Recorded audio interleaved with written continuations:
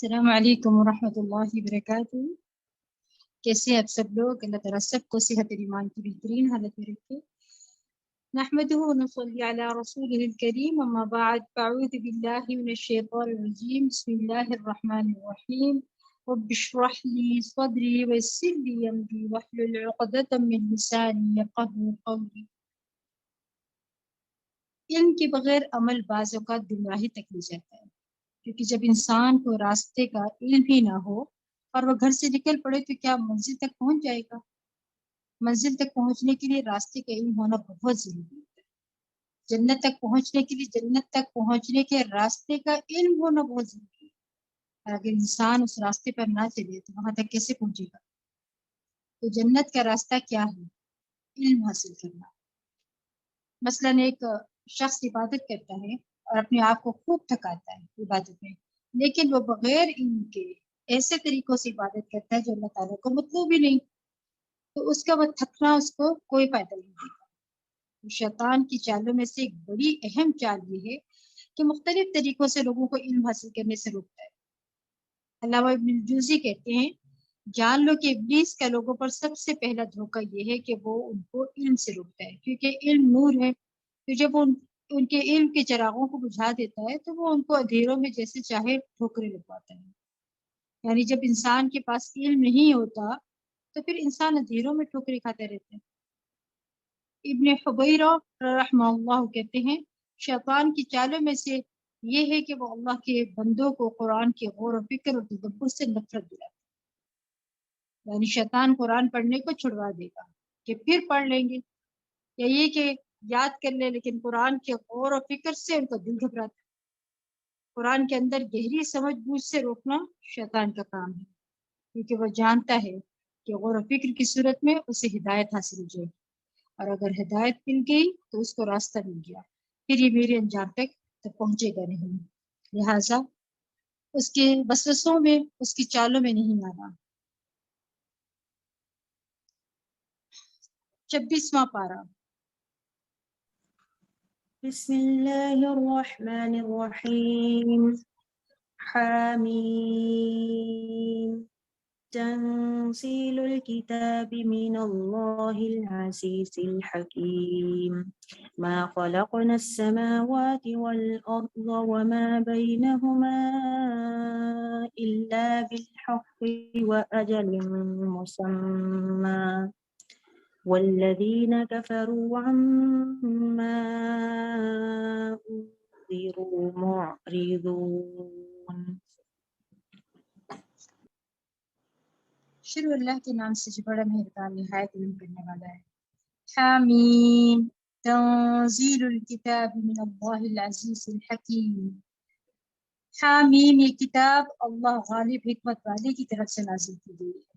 ہم نے آسمان و زمین اور جو کچھ ان کے درمیان موجود ہے سب چیزوں کو حقیقی مصلحت کی بنا پر اور ایک مقررہ مدت تک کے لیے پیدا کیا ہے، اور جو کافر ہیں وہ اس چیز سے اعراض کر جاتے ہیں جس سے انہیں ڈرایا جاتا ہے۔ تو سورت کے آغاز میں اللہ سبحانہ تعالیٰ اپنی کتاب عزیز کی ثنا اور تعظیم بیان کرتے ہیں، اور اس بارے میں بندوں کے لیے اللہ تعالیٰ کے ارشاد کیا فرماتے ہیں کہ وہ اس کتاب سے روشنی حاصل کریں، رہنمائی حاصل کریں، اس کی آیات میں تدبر کریں، اس کے خزانوں تک پہنچے۔ تو جب اللہ تعالیٰ نے اس کتاب کو نازل کرنے کے بارے میں فرمایا تو اس کے ساتھ ہی آسمانوں اور زمین کی تخلیق کا بھی ذکر کیا۔ یہ فرمایا کہ آپ ان سے کہیے، بھلا دیکھو اللہ کے سوا جنہیں تم پکارتے ہو مجھے دکھاؤ تو صحیح کہ زمین کی کیا چیز انہوں نے پیدا کی ہے، یا آسمانوں کی تخلیق میں ان کا کچھ حصہ ہے؟ اگر تم سچے ہو تو اس سے پہلے کی کوئی کتاب الہی یا علمی روایت میرے پاس لاؤ، یعنی جس میں یہ سب کچھ لکھا ہو۔ اور اس شخص سے بڑھ کر اور کون گمراہ ہوگا جو اللہ کو چھوڑ کر انہیں پکارتا ہے، جو قیامت تک اسے جواب نہیں دے سکتے بلکہ وہ ان کی پکار سے ہی بے خبر ہیں۔ یعنی وہ کون ہیں؟ ایک طرف تو مشرکین کے بنائے ہوئے بت ہیں جن کو پکارتے تھے یا جن سے وہ فریادیں کرتے یا جن کو وہ واسطہ یا ذریعہ بناتے ہیں۔ اگر وہ کچھ بھی نہیں سنتے تو ان کے آگے جا کر نظر و نیاز کیوں رکھتے ہیں؟ ان کے آگے جھکتے کیوں؟ کیونکہ اگر قیامت تک بھی ان کو پکارتے رہیں تو وہ ان کی پکار کا جواب نہیں دیں گے۔ اسی طرح افسوس سے یہ کہنا پڑتا ہے کہ مسلمانوں کے اندر بھی ایسے ٹرینڈ آ گئے ہیں ایسے لوگوں کے ساتھ رہتے ہوئے کہ انہوں نے بھی اللہ کے سوا دوسروں کو اپنا حاجت روا سمجھ لیا ہے کہ یہ ہماری مدد کریں گے۔ جس طرح بعض اوقات لوگ کہہ رہے ہوتے ہیں نا، آپ سنتے ہوں گے وہ کہہ دیتے ہیں یا علی مدد۔ حضرت علی رضی اللہ عنہ کا مقام یقیناً بہت بڑا ہے، لیکن وہ مدد کرنے کے لیے نہیں، مدد تو صرف اللہ ہی کی طرف سے آتی ہے۔ ومن نصر الا من عند اللہ، کہ مدد ساری بس اللہ ہی کرتا ہے، اللہ کی جانب سے ہی آتی ہے۔ لیکن لوگ عموماً ان باتوں کو بھول کر صرف لوگوں کی دیکھا دیکھی یا اپنے اباء و اجداد کی پیروی میں اس طرح کی کلمات عطا کرنے لگتے ہیں، اور بعض اوقات سوچتے بھی نہیں اور بھی نہیں کرتے۔ تو یہاں یہ واضح طور پر بتا دیا گیا ہے کہ جو اللہ کو چھوڑ کر کسی اور کو پکارے گا وہ قیامت تک اس کی پکار کا جواب نہیں دے سکتا، یعنی وہ اس کا کوئی کام کر نہیں سکتا۔ اور جو مر چکے ہیں قبروں میں ہیں وہ تو پکارنے والوں کی پکار سے بھی غافل ہیں۔ یہ فرمایا اور جب لوگ اکٹھے کیے جائیں گے تو وہ ان کے دشمن بن جائیں گے اور ان کی عبادت کا انکار کر دیں گے، یعنی اور ہم جب ان پر ہماری واضح آیات پڑھی جاتی ہیں تو کافر اس حق کے بارے میں جو ان کے پاس آ چکا ہے کہتے ہیں کہ یہ تو سری جادو ہے، یا یہ کہہ دیتے ہیں کہ یہ خود ہی اسے بنا لایا ہے۔ آپ ان سے کہیے اگر میں نے خود بنا لیا ہے تو تم مجھے اللہ کی گرفت سے بچانے کی کچھ بھی طاقت نہیں رکھتی، جن باتوں میں تم لگے ہوئے ہو اللہ انہیں خوب جانتا ہے، میری اور تمہارے درمیان وہی گواہی دینے کے لیے کافی ہے اور وہ بخش دینے والا اور رحم کرنے والا ہے۔ قل ما كنت بدعا من الرسل وما أدري ما يفعل بي ولا بكم إن أتبع إلا ما يوحى إلي وما أنا إلا نذير مبين۔ آپ ان سے کہیے کہ میں کوئی نرالا رسول نہیں ہوں، میں یہ بھی نہیں جانتا کہ مجھ سے کیا سلوک کیا جائے گا اور تم سے کیا۔ اب یہ کیا ہے؟ رسول اللہ صلی اللہ علیہ وسلم سے کیا فرمایا جا رہا ہے؟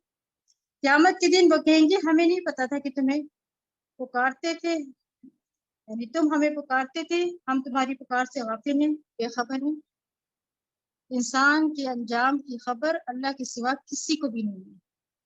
یہاں آپ دیکھیے کس سے کہلوایا جا رہا ہے، یہ رسول اللہ صلی اللہ علیہ وسلم سے کہلوایا جا رہا ہے کہ آپ ان کو بتا دیجئے، قل آپ کہہ دیجئے، پہلی بات میں کوئی نرالا رسول نہیں ہوں، پہلے بھی رسول آتے رہے ہیں، میں بھی اسی کی کڑی ہوں، اور دوسری بات یہ میں نہیں جانتا کہ مجھ سے کیا سلوک کیا جائے گا اور تم سے کیا کیا جائے گا، میں تو اس چیز کی پیروی کرتا ہوں جو میری طرف کہی کی گئی ہے، لہٰذا تمہیں بھی کیا کرنا چاہیے، اس وحی کی پیروی کرتے چلے جانا چاہیے، اس کی فکر کرنی چاہیے، اور میرا کام تمہیں خبردار کرنا ہے۔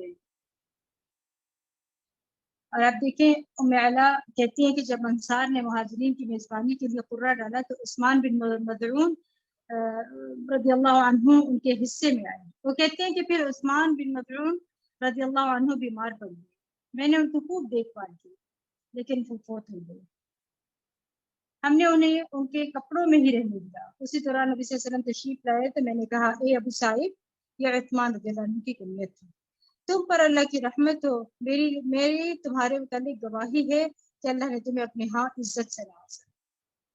یہ سن کر نبی صلی اللہ علیہ وسلم نے فرمایا تمہیں کیسے معلوم ہوا کہ اللہ نے انہیں اپنی کرام سے نوازا؟ یعنی مرنے والے کے بارے میں کسی قسم کی کوئی ججمنٹ نہیں دینی چاہیے۔ کہتی ہے میں نے کہا باقی مجھے کوئی علم نہیں، لیکن اے اللہ کے رسول میرے ماں باپ آپ پر قربان ہو، اللہ اور کس کو نوازے گا، یعنی میرا گمان بہت اچھا ہے ان کے بارے میں، تو مجھے یقین ہے کہ آگے ان کی بہت اچھی مہمانی ہوئی ہوگی۔ آپ نے فرمایا عثمان واقعی انتقال کر چکے ہیں، اللہ کی قسم میں ان کے لیے خیر کی امید رکھتا ہوں، لیکن اللہ کی قسم میں اپنے لیے بھی حتمی طور پر کچھ نہیں کہہ سکتا کہ میرے ساتھ کیا معاملہ ہے۔ اب یہ کون کہہ رہے ہیں؟ اللہ کے نبی صلی اللہ علیہ وسلم، حالانکہ میں اللہ کا رسول ہوں۔ ام علا کہتی ہیں کہ اللہ کی قسم اس کے بعد میں کسی کا بھی تذکیہ نہیں کروں، البتہ اس واقعے سے مجھے بہت رنج ہوا، پھر میں سو گئی تو میں نے خواب میں دیکھا کہ عثمان بن مظعون رضی اللہ عنہ کے لیے ایک بہتا ہوا چشمہ ہے۔ میں رسول اللہ صلی اللہ علیہ وسلم کے پاس آئی اور آپ سے وہ اپنا خواب بیان کیا، تو آپ نے فرمایا کہ یہ ان کا عمل تھا، یعنی جو اب تک جاری ہے، یعنی صدقہ جاریہ وغیرہ۔ تو ٹھیک ہے، اللہ تعالیٰ خواب میں جو خوشخبریاں دیتے ہیں بعض اوقات مرنے والوں کا حال بتا دیتے ہیں، لیکن پھر بھی حتمی طور پر ہم کچھ نہیں کہہ سکتے کہ اصل حقیقت کیا ہے۔ اس لیے قسم کھا کے یقینی طور پر کہنا کہ فلاں جنتی ہے، فلاں ایسا ہے۔ اب کوئی فوت ہو جائے تو کہتے ہیں یہ تو بڑی جنتی ہوئی، یہ بڑی جنتی نیک خاتون بڑی جنتی ہے، یہ نہیں کہنا چاہیے۔ فلاں ایسا ہے فلاں ویسا، یہ ہمارے اختیار میں نہیں ہے، یہ اللہ کے فیصلے ہیں، اور اللہ کے فیصلے کو اپنے ہاتھ میں لینے کی بات ہے، اس سے بچنا چاہیے، بس دعا کرنی چاہیے، اچھا گمان رکھنا چاہیے، اچھی امید رکھنی چاہیے۔ کیا ہے؟ دعا، گمان اور امید، لیکن کوئی ججمنٹ نہیں پاس کر سکتے، کوئی فیصلہ نہیں دے سکتے کسی کے بارے میں۔ پھر فرمایا آپ ان سے کہیے بھلا دیکھو اگر یہ قرآن اللہ ہی کی طرف سے ہو اور تم نے اس کے انکار کر دیا، بنی اسرائیل میں سے ایک گواہ نے ایسی ہی گواہی بھی دے دی، چنانچہ وہ تو ایمان لے آیا اور تم عقل رکھے، تو تمہارا کیا انجام ہوگا؟ بلا شبہ اللہ تعالیٰ ایسے ظالموں کو ہدایت نہیں دیا کرتا۔ اور کافر ایمان لانے والوں سے کہتے ہیں اگر یہ دین کوئی اچھی چیز ہوتا تو ایمان والوں سے قبول کرنے میں ہم سے سبقت نہ لی جاتی، اور چونکہ انہوں نے اس قرآن سے ہدایت نہیں پائی لہٰذا اب یہ ضرور کہیں گے کہ یہ تو پرانا جھوٹ ہے۔ حالانکہ اس سے پہلے موسیٰ کی کتاب تورات جو رہنما اور رحمت تھی موجود تھی، اور یہ کتاب قرآن اس کی تصدیق کرنے والی ہے جو عربی زبان میں ہے، تاکہ ظالموں کو متنبہ کرے اور نیک عمل کرنے والوں کو بشارت دے۔ یقیناً جن لوگوں نے کہا کہ ہمارا پروردگار اللہ ہے، ان الذين قالوا ربنا الله ثم استقاموا فلا خوف عليهم ولا هم يحزنون، یقیناً جن لوگوں نے کہا کہ ہمارا پروردگار اللہ ہے پھر اس پر ڈٹ گئے، انہیں کوئی خوف نہ ہو اور نہ وہ غمگین ہوں گے۔ یہی لوگ ہیں، یہی لوگ اہل جنت ہے جس میں ہمیشہ رہیں گے، کہ ان کے اعمال کا بدلہ جو کرتے رہیں۔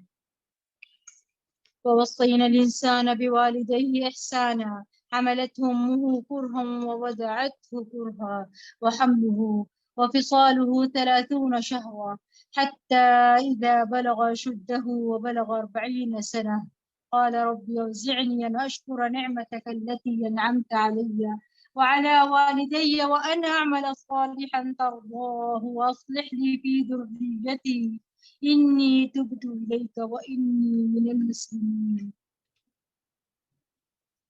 ہم نے انسان کو حکم دیا کہ وہ اپنے والدین سے اچھا سلوک کرے۔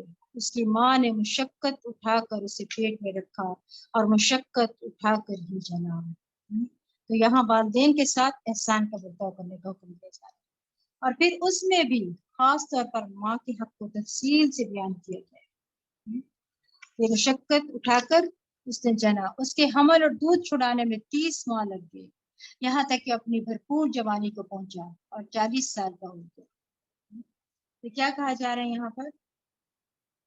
ماں کا ذکر سب سے زیادہ، ماں اولاد کو مشقت کے ساتھ حمل کی صورت میں اٹھاتی ہے، تکلیف کے ساتھ پیدا کرتی ہے اور پھر پالتی ہے، دودھ پلاتی ہے، اس کے لیے سارے اس کے کام کاج کرتی ہے، جب تک بچہ جو ہے ڈیپینڈنٹ ہوتا ہے تو اس کے لیے یعنی تو اس لیے نبی صلی اللہ علیہ وسلم نے ماں کے ساتھ احسان کو جہاد سے بھی زیادہ اہم قرار دیا۔ سیدنا معاویہ بن جاہمہ رضی اللہ عنہ کہتے ہیں کہ میں نے رسول اللہ صلی اللہ علیہ وسلم کی خدمت میں حاضر ہو کر عرض کیا، اے اللہ کے رسول، میں آپ کے ساتھ مل کر جہاد کرنا چاہتا ہوں، اس سے میں اللہ کا چہرہ اور آخرت کا گھر چاہتا ہوں۔ آپ نے فرمایا تمہارا بھلا ہو، کیا تمہاری ماں زندہ ہے؟ میں نے کہا جی ہاں۔ آپ نے فرمایا واپس جا کر اس کی خدمت کرو۔ پھر میں نے دوسری طرف سے آ کر آپ سے عرض کیا، اللہ کے رسول، میں آپ کے ساتھ مل کر جہاد کرنا چاہتا ہوں، میں اس سے اللہ کا چہرہ اور آخرت کا گھر چاہتا ہوں۔ آپ نے فرمایا تمہارا بھلا ہو، کیا تمہاری ماں زندہ ہے؟ میں نے کہا جی ہاں۔ اللہ کے رسول صلی اللہ علیہ وسلم، آپ نے فرمایا واپس جا کر اس کی خدمت کرو۔ پھر تیسری بار ایسے ہی کیا تو آپ نے تیسری بار بھی وہی جواب دیا۔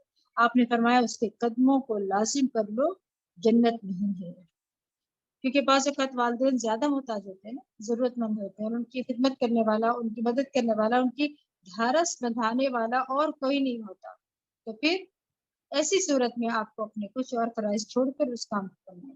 اور یہ ہمارے دین کا ایک حسن ہے کہ جس کا آپ پر کوئی احسان ہو، والد ہو، والدہ ہو یا خاندان میں کوئی اور ہو، اس کے علاوہ باہر بھی ہو، تب بھی کیا کرنا ہے؟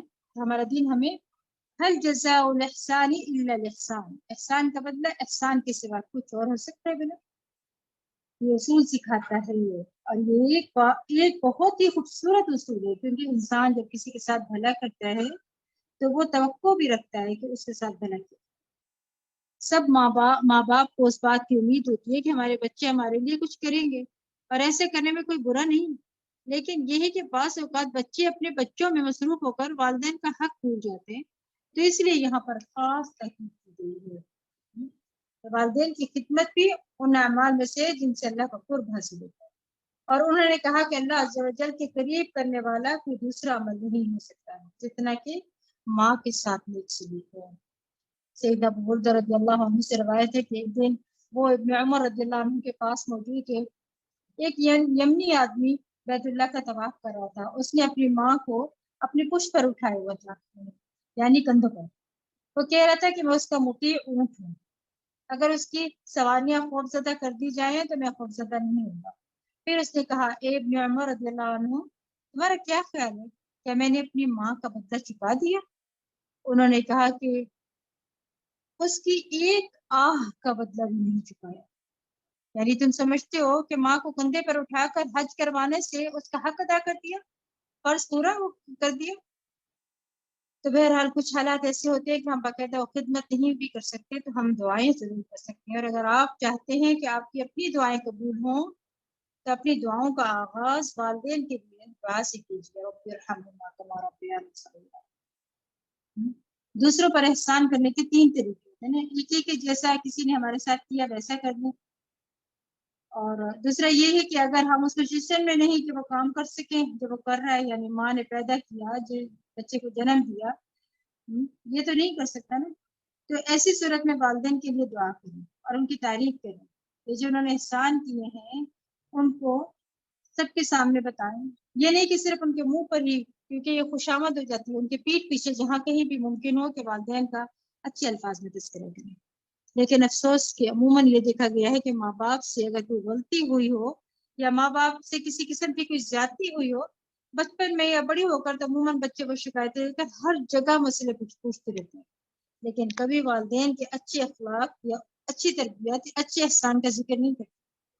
اگرچہ ماں باپ نے کوئی زیادتی بھی کی ہو تو اس صورت میں بھی اس پر صبر کرنا چاہیے اور ان کے لیے دعا کرنی چاہیے، ان کی ہدایت کے لیے دعا کرنی چاہیے، ان کے لیے ایسے انتظامات کرنے چاہیے کہ وہ دین کی طرف آئیں، کیونکہ بعض اوقات جب والدین بڑھاپے کی عمر کو پہنچ جاتے ہیں، جیسی بیماریاں ہو جانے لگ جاتی ہیں ان کو، تو ان کو سمجھ نہیں آتا، وہ اول پول باتیں کرنے لگتے ہیں، تو ایسی صورت میں انسان کو انہیں عبادت کی طرف اور دین کی طرف لا کر ان پہ احسان کرنا چاہیے۔ پھر آگے کیا فرمایا کہ وہ اپنی بھرپور جوانی کو پہنچا، 40 سال کا ہو گیا، تو اس نے کہا، میرے پروردگار مجھے توفیق دے کہ میں تیرے اس احسان کا شکر ادا کروں جو تو نے مجھ پر اور میرے والدین پر کیا ہے، اور یہ بھی کہ میں ایسے اچھا عمل کروں جو تجھے پسند ہو، اور میری خاطر میری اولاد کی اصلاح کر دے، میں تیرے حضور توبہ کرتا ہوں، بلا شبہ میں فرمانبردار ہوں۔ اس دعا کو یاد کیجیے۔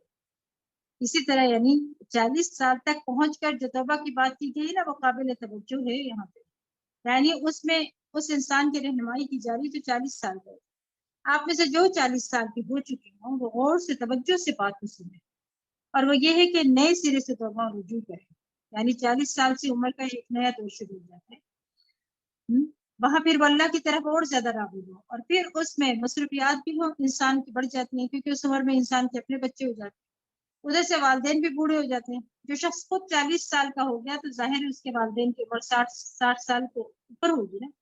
اسی طرح عورت کی بھی ذمہ داریاں چھوٹے بچوں کی وجہ سے گھر میں بہت بڑھ جاتی ہیں، اور باپ کی بھی کمائی کی وجہ سے ذمہ داریاں بڑھ جاتی ہیں، تو پھر ان کو اس وقت دعا کرنی چاہیے، رب اوزعنی ان اشکر نعمتک التی انعمت علی وعلی والدی وان اعمل صالحا ترضاه، خصوصاً والدین کے لیے دعا کرنے کی ضرورت ہے، کیونکہ انسان اپنی شدید مصروفیات میں کہیں نہ کہیں اپنے والدین کے حق میں کمی کر بیٹھتا ہے، تو والدین کے لیے دعا کرے اور ان کے لیے احسان کے جو بھی طریقے ہو سکتے، ان پر مال خرچ کرنا یا ان کی خدمت کرنا یا ان کو خوش کرنے والے کام کرنا، ان میں سے جو بھی وہ کام کر سکے، اگر دنیا میں ہے یا نہیں ہے تو ان کی طرف سے صدقہ کرنا.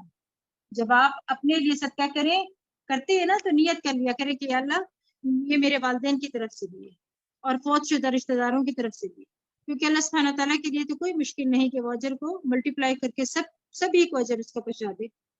اس سے آپ کی نیکی میں اور زیادہ اضافہ ہو جائے گا, کیونکہ والدین کے ساتھ نیکی جنت میں لے جانے کا باعث ہے. حضرت عائشہ رضی اللہ عنہ کہتی ہے کہ رسول اللہ صلی اللہ علیہ وسلم نے فرمایا میں نے خواب دیکھا, یعنی رسول اللہ صلی اللہ علیہ وسلم دیکھ رہے ہیں خواب, کہ میں جنت میں داخل ہوا ہوں تو وہاں مجھے ایک قاری کی تلاوت کی آواز سنائی دی. میں نے پوچھا کہ یہ کون ہے, تو آپ صلی اللہ علیہ وسلم کو بتایا گیا کہ یہ حارثہ بن نعمان رضی اللہ عنہ ہیں. آپ صلی اللہ علیہ وسلم نے فرمایا کہ یہی نیکی ہے, یعنی حارثہ بن نعمان رضی اللہ عنہ اپنی والدہ کے ساتھ بہت زیادہ حسن سلوک کرتے ہیں, اور والدین بھی اگر نیک ہوں, جیسے دعا میں ہے نا انعمت علیہ, کہ مجھ پر جو انعام کیا مجھے نیکی کی توفیق دی, وعلی والدیہ, اور میرے والدین کو نیکی کی توفیق دی. تو والدین کی نیکی سے اولاد بھی فائدہ اٹھاتی ہے, اور جب والدین کے اوپر جو انعامات ہوتے ہیں نا وہ سب سے پہلے اور سب سے زیادہ بچوں تک ہوں, خصوصاً دین کی نعمت. سورۃ الکہف میں بھی بتا چکی ہوں نا, وہ کان ابوہما صالحا, کہ ان بچوں کا والد نیک تھا. تو والدین کا علم رکھنا اور ان کا بعمل ہونا یہ ان کے اولاد نیک ہونے میں سے ایک سبب ہے, کلی نہیں ہے. ایسی مثالیں بھی ملتی ہیں کہ والدین نیک تھے لیکن بچے نیک نہیں ہوئے. عمومی طور پر اگر والدین نیک ہوں, عبادت گزار ہوں, صدقہ خیرات کرنے والے ہوں, تو ان کے نیکیوں کے اثرات بچوں پر بھی آتے ہیں. ایسی شخصیات جن کا یہ طریقہ زندگی ہے, ان کے نیک اعمال قبول ہو جاتے ہیں, ان کی برائیوں سے درگزر کر جاتے ہیں. اور پھر یہ کہا جا رہا ہے وَأَصْلِحْ لِي فِي ذُرِّيَّتِي, اپنی اولاد کی اصلاح کے لیے کثرت کے ساتھ یہ دعا کیا کریں, سجدوں میں جا کر یہ دعا کیا. ٹھیک ہے. پھر فرمایا یہی لوگ ہیں جن کے بہترین اعمال کو ہم قبول کرتے ہیں اور ان کی برائیوں سے درگزر کر جاتے ہیں, یہ اہل جنت میں شامل ہیں. اللہ کا وعدہ سچا ہے, ان سے کیا جاتا تھا. اور جس شخص نے والذی قال لوالدیہ اف لکما اتعداننی, اور جس شخص نے اپنے والدین سے کہا تف ہو تم پر, تو مجھے اس بات سے ڈراتے ہو کہ میں زندہ کر کے زمین سے نکالا جاؤں گا, حالانکہ مجھ سے پہلے بہت سی نسلیں گزر چکی ہیں اور ان میں سے کوئی بھی جی کر نہیں اٹھا. اور وہ دونوں اللہ کی دہائی دے کر اسے کہتے تیرا ستیہ ناس, ہماری بات مان جا کیونکہ اللہ کا وعدہ سچا ہے. تو وہ کہتا ہے تو بس پہلے لوگوں کی داستانیں ہیں. یعنی کچھ نیک والدین کے بچے ایسے بھی ہوتے ہیں کہ وہ خود نیک ہوتے ہیں, دین پر ہوتے ہیں, بچوں کو بھی ایمان لانے کے لیے کہتے ہیں, لیکن ماحول کے اثرات کی وجہ سے وہ اللہ پر ایمان اور آخرت پر ایمان سے بہت دور نکل جاتے ہیں. اب یہاں دیکھ لیجئے, یہ تیسری جگہ پر اب آپ پڑھیں. پہلے کہاں پڑھا تھا؟ بنی اسرائیل میں آپ پڑھ کر آئے ہیں, آیت نمبر 23 کے اندر, وَلَا تَقُلْ لَهُمَا اُفٍّ, اور والدین کو اف بھی نہیں کہنا. اور یہاں پہ بھی آپ کو کہا جا رہا ہے, اور اس سے پہلے بھی ہم پڑھ چکے ہیں, اف کا لفظ جو ہے وہ کیا ہے؟ دھتکارنا. پہلے کیا پڑھ کر آئے؟ دفع ہو جاؤ. اب یہاں کیا کہہ رہے ہیں؟ تف تم پر. تو پھر اب آپ کو اس بات سے اچھے سے یہ بات جو ہے نا ذہن نشین کر لیجئے کہ آئندہ سے کبھی زندگی میں ہم اللہ تعالیٰ کے نام کے ساتھ اف کا لفظ نہیں لگائیں گے. اللہ ہماری گزشتہ تمام کوتاہیوں کو کم بیشیوں کو اللہ معاف کر دے. جو ہمارے گاہے بگاہے جو ہمارے جانے انجانے میں غلطیاں ہوں گی, اللہ ہمیں سب کو معاف کر دیا. پھر فرمایا یہی لوگ ہیں جن پر جنوں اور انسانوں کی ان سے پہلے کی جماعتوں سمیت اللہ کا عذاب کا قول صادق آتا ہے. بلا شبہ یہی لوگ خسارہ اٹھانے والے ہیں. ان دونوں قسموں کے لوگوں میں سے ہر ایک کے ان کے اعمال کے لحاظ سے درجے ہوں گے, تاکہ اللہ تعالیٰ ان کے اعمال کا پورا پورا بدلہ دے اور ان پر ظلم نہیں کیا جائے گا. اور جس دن کافر دوزخ پر پیش کیے جائیں گے تو انہیں کہا جائے گا تو دنیا کی زندگی میں پاکیزہ چیزوں سے اپنا حصہ لے چکے اور ان سے مزید اڑا چکے, آج تمہیں ذلت کا عذاب دیا جائے گا. یہ ان باتوں کا بدلہ ہے کہ تم زمین میں نہ حق اکڑ رہے تھے اور نہ فرمانی کیا کرتے تھے. یعنی مومنوں کا انداز فکر کیا؟ سیدنا عبد الرحمن بن عوف رضی اللہ عنہ کے بیٹے ابراہیم کہتے ہیں کہ ایک دن عبد الرحمن بن عوف ان کے والد نے روزہ رکھا ہوا تھا. شام کے وقت روزہ افطار کرنے کے لیے جب ان کے سامنے کھانا رکھا گیا تو کھانے کی نعمتیں دیکھ کر کہنے لگے مصعب بن عمیر رضی اللہ عنہ احد کے دن شہید ہوئے, وہ مجھ سے اچھے تھے. ایک ایسی چادر میں ان کو کفن دیا گیا کہ اگر سر ڈھانپتے تو پاؤں ننگے رہ جاتے اور اگر پاؤں ڈھانپتے تو سر ننگا رہ جاتا تھا. اور حمزہ بن عبد المطلب رضی اللہ عنہ بھی اسی دن شہید ہوئے، وہ بھی مجھ سے اچھے تھے۔ پھر اس کے بعد ہم لوگوں کو آسودگی اور فراوانی دی گئی اور ہم ڈرتے ہیں کہ کہیں ہماری نیکیوں کا ثواب جلدی سے ہمیں دنیا میں نہ مل گیا۔ پھر اس کے بعد رونے لگے، اتنا روئے کہ کھانا بھی نہ کھایا، حالانکہ آپ دن بھر روزے سے تھے۔ پھر فرمایا اور ان کفار مکہ سے قوم عاد کے بھائی ہود کا ذکر کیجیے جب اس نے احقاف میں اپنی قوم کو برے انجام سے ڈرایا۔ اسی سے سورت کا نام جو ہے نا احقاف رکھا گیا ہے۔ جبکہ ہود سے پہلے بھی انہیں ڈرانے والے آئے اور اس کے بعد بھی آتے رہے اور کہا کہ اللہ کے سوا کسی کی عبادت نہ کرنا، بلا شبہ میں تمہیں ایک بڑے دن کے عذاب سے ڈراتا ہوں۔ وہ کہنے لگا کیا تم ہمارے پاس اس لیے آئے ہو کہ ہمیں ہمارے معبودوں سے گشتہ کرو؟ اگر تم سچے ہو تو جس عذاب کی ہمیں دھمکی دیتی ہو وہ لے آؤ۔ ہود نے کہا اس کا علم تو اللہ ہی کے پاس ہے، میں تو تمہیں وہ پیغام پہنچا رہا ہوں جو مجھے دے کر بھیجا گیا ہے، مگر میں دیکھ رہا ہوں کہ تم نادان لوگ ہو۔ پھر جب انہوں نے اس عذاب کو بادل کی صورت میں اپنے میدانوں کی طرف بڑھتے دیکھا تو کہنے لگے یہ بادل ہے جو ہم پر برے سے برسے گا، بلکہ یہ وہ چیز تھی جس کے لیے تم جلدی مچا رہے تھے، یعنی ایسی آندھی جس میں دردناک عذاب تھا، اپنے پروردگار کے حکم سے ہر چیز کو تہس نہس کر رہی تھی۔ آخر ان کا یہ حال ہوا کہ ان کے گھروں کے سوا کوئی چیز نظر نہ آئی تھی۔ ہم مجرموں کو ایسے ہی سزا دیا کرتے ہیں، ہم نے انہیں اتنی قدرت دے رکھی تھی کہ جتنی تمہیں نہیں دی، اور ہم نے انہیں کان، آنکھیں اور دل سب کچھ دے رکھا تھا، مگر یہ ان کے کان، آنکھیں اور دل ان کے اس وقت کچھ بھی کام نہ آئے جب انہوں نے اللہ کی آیات کا انکار کر دیا اور انہیں اسی چیز نے آ گھیرا جس کا وہ مذاق اڑاتے تھے۔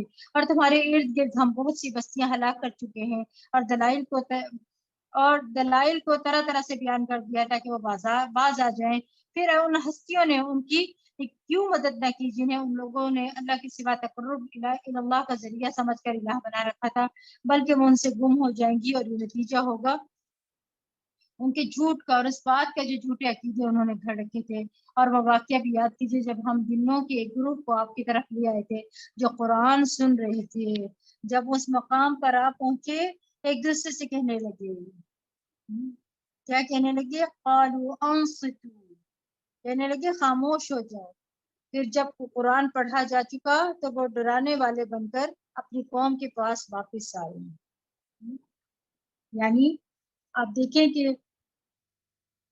کبھی کیسی نیک روحیں ہوتی نا، وہ لوگ جنات کی، کہ بہت بڑی تعلیم اور تربیت کے بغیر ہی جو ہی قرآن سے پہلا انٹریکشن ہوا، قرآن کا ادب کیا اور قرآن سننے کا مطلب بھی سمجھ کہ یہ کیوں پڑھا جاتا ہے، کیوں سنا جاتا ہے۔ تو پہلا کام انہوں نے کیا کیا؟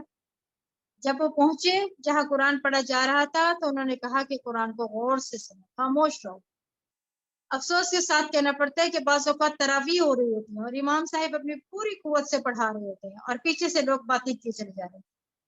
اس قدر افسوس ہوتا ہے کیونکہ اس سے امام کے بھی بھولنے کا اندیشہ ہوتا ہے اور دوسرا مقتدیوں کو توجہ ہی نہیں ہوتی۔ پھر اگر اس طرف اگر آپ کو مسجد جا کر نماز نہیں پڑھنی ہے تو پھر آپ وہاں گئے کیوں، جاتے کیوں؟ تو پھر آپ کو کسی کا انتظار کرنا ہے یا آپ کس لیے آ گئے کہ چلیے نماز ہی بھی پڑھنی ہے تو قرآن سن لیتے ہیں؟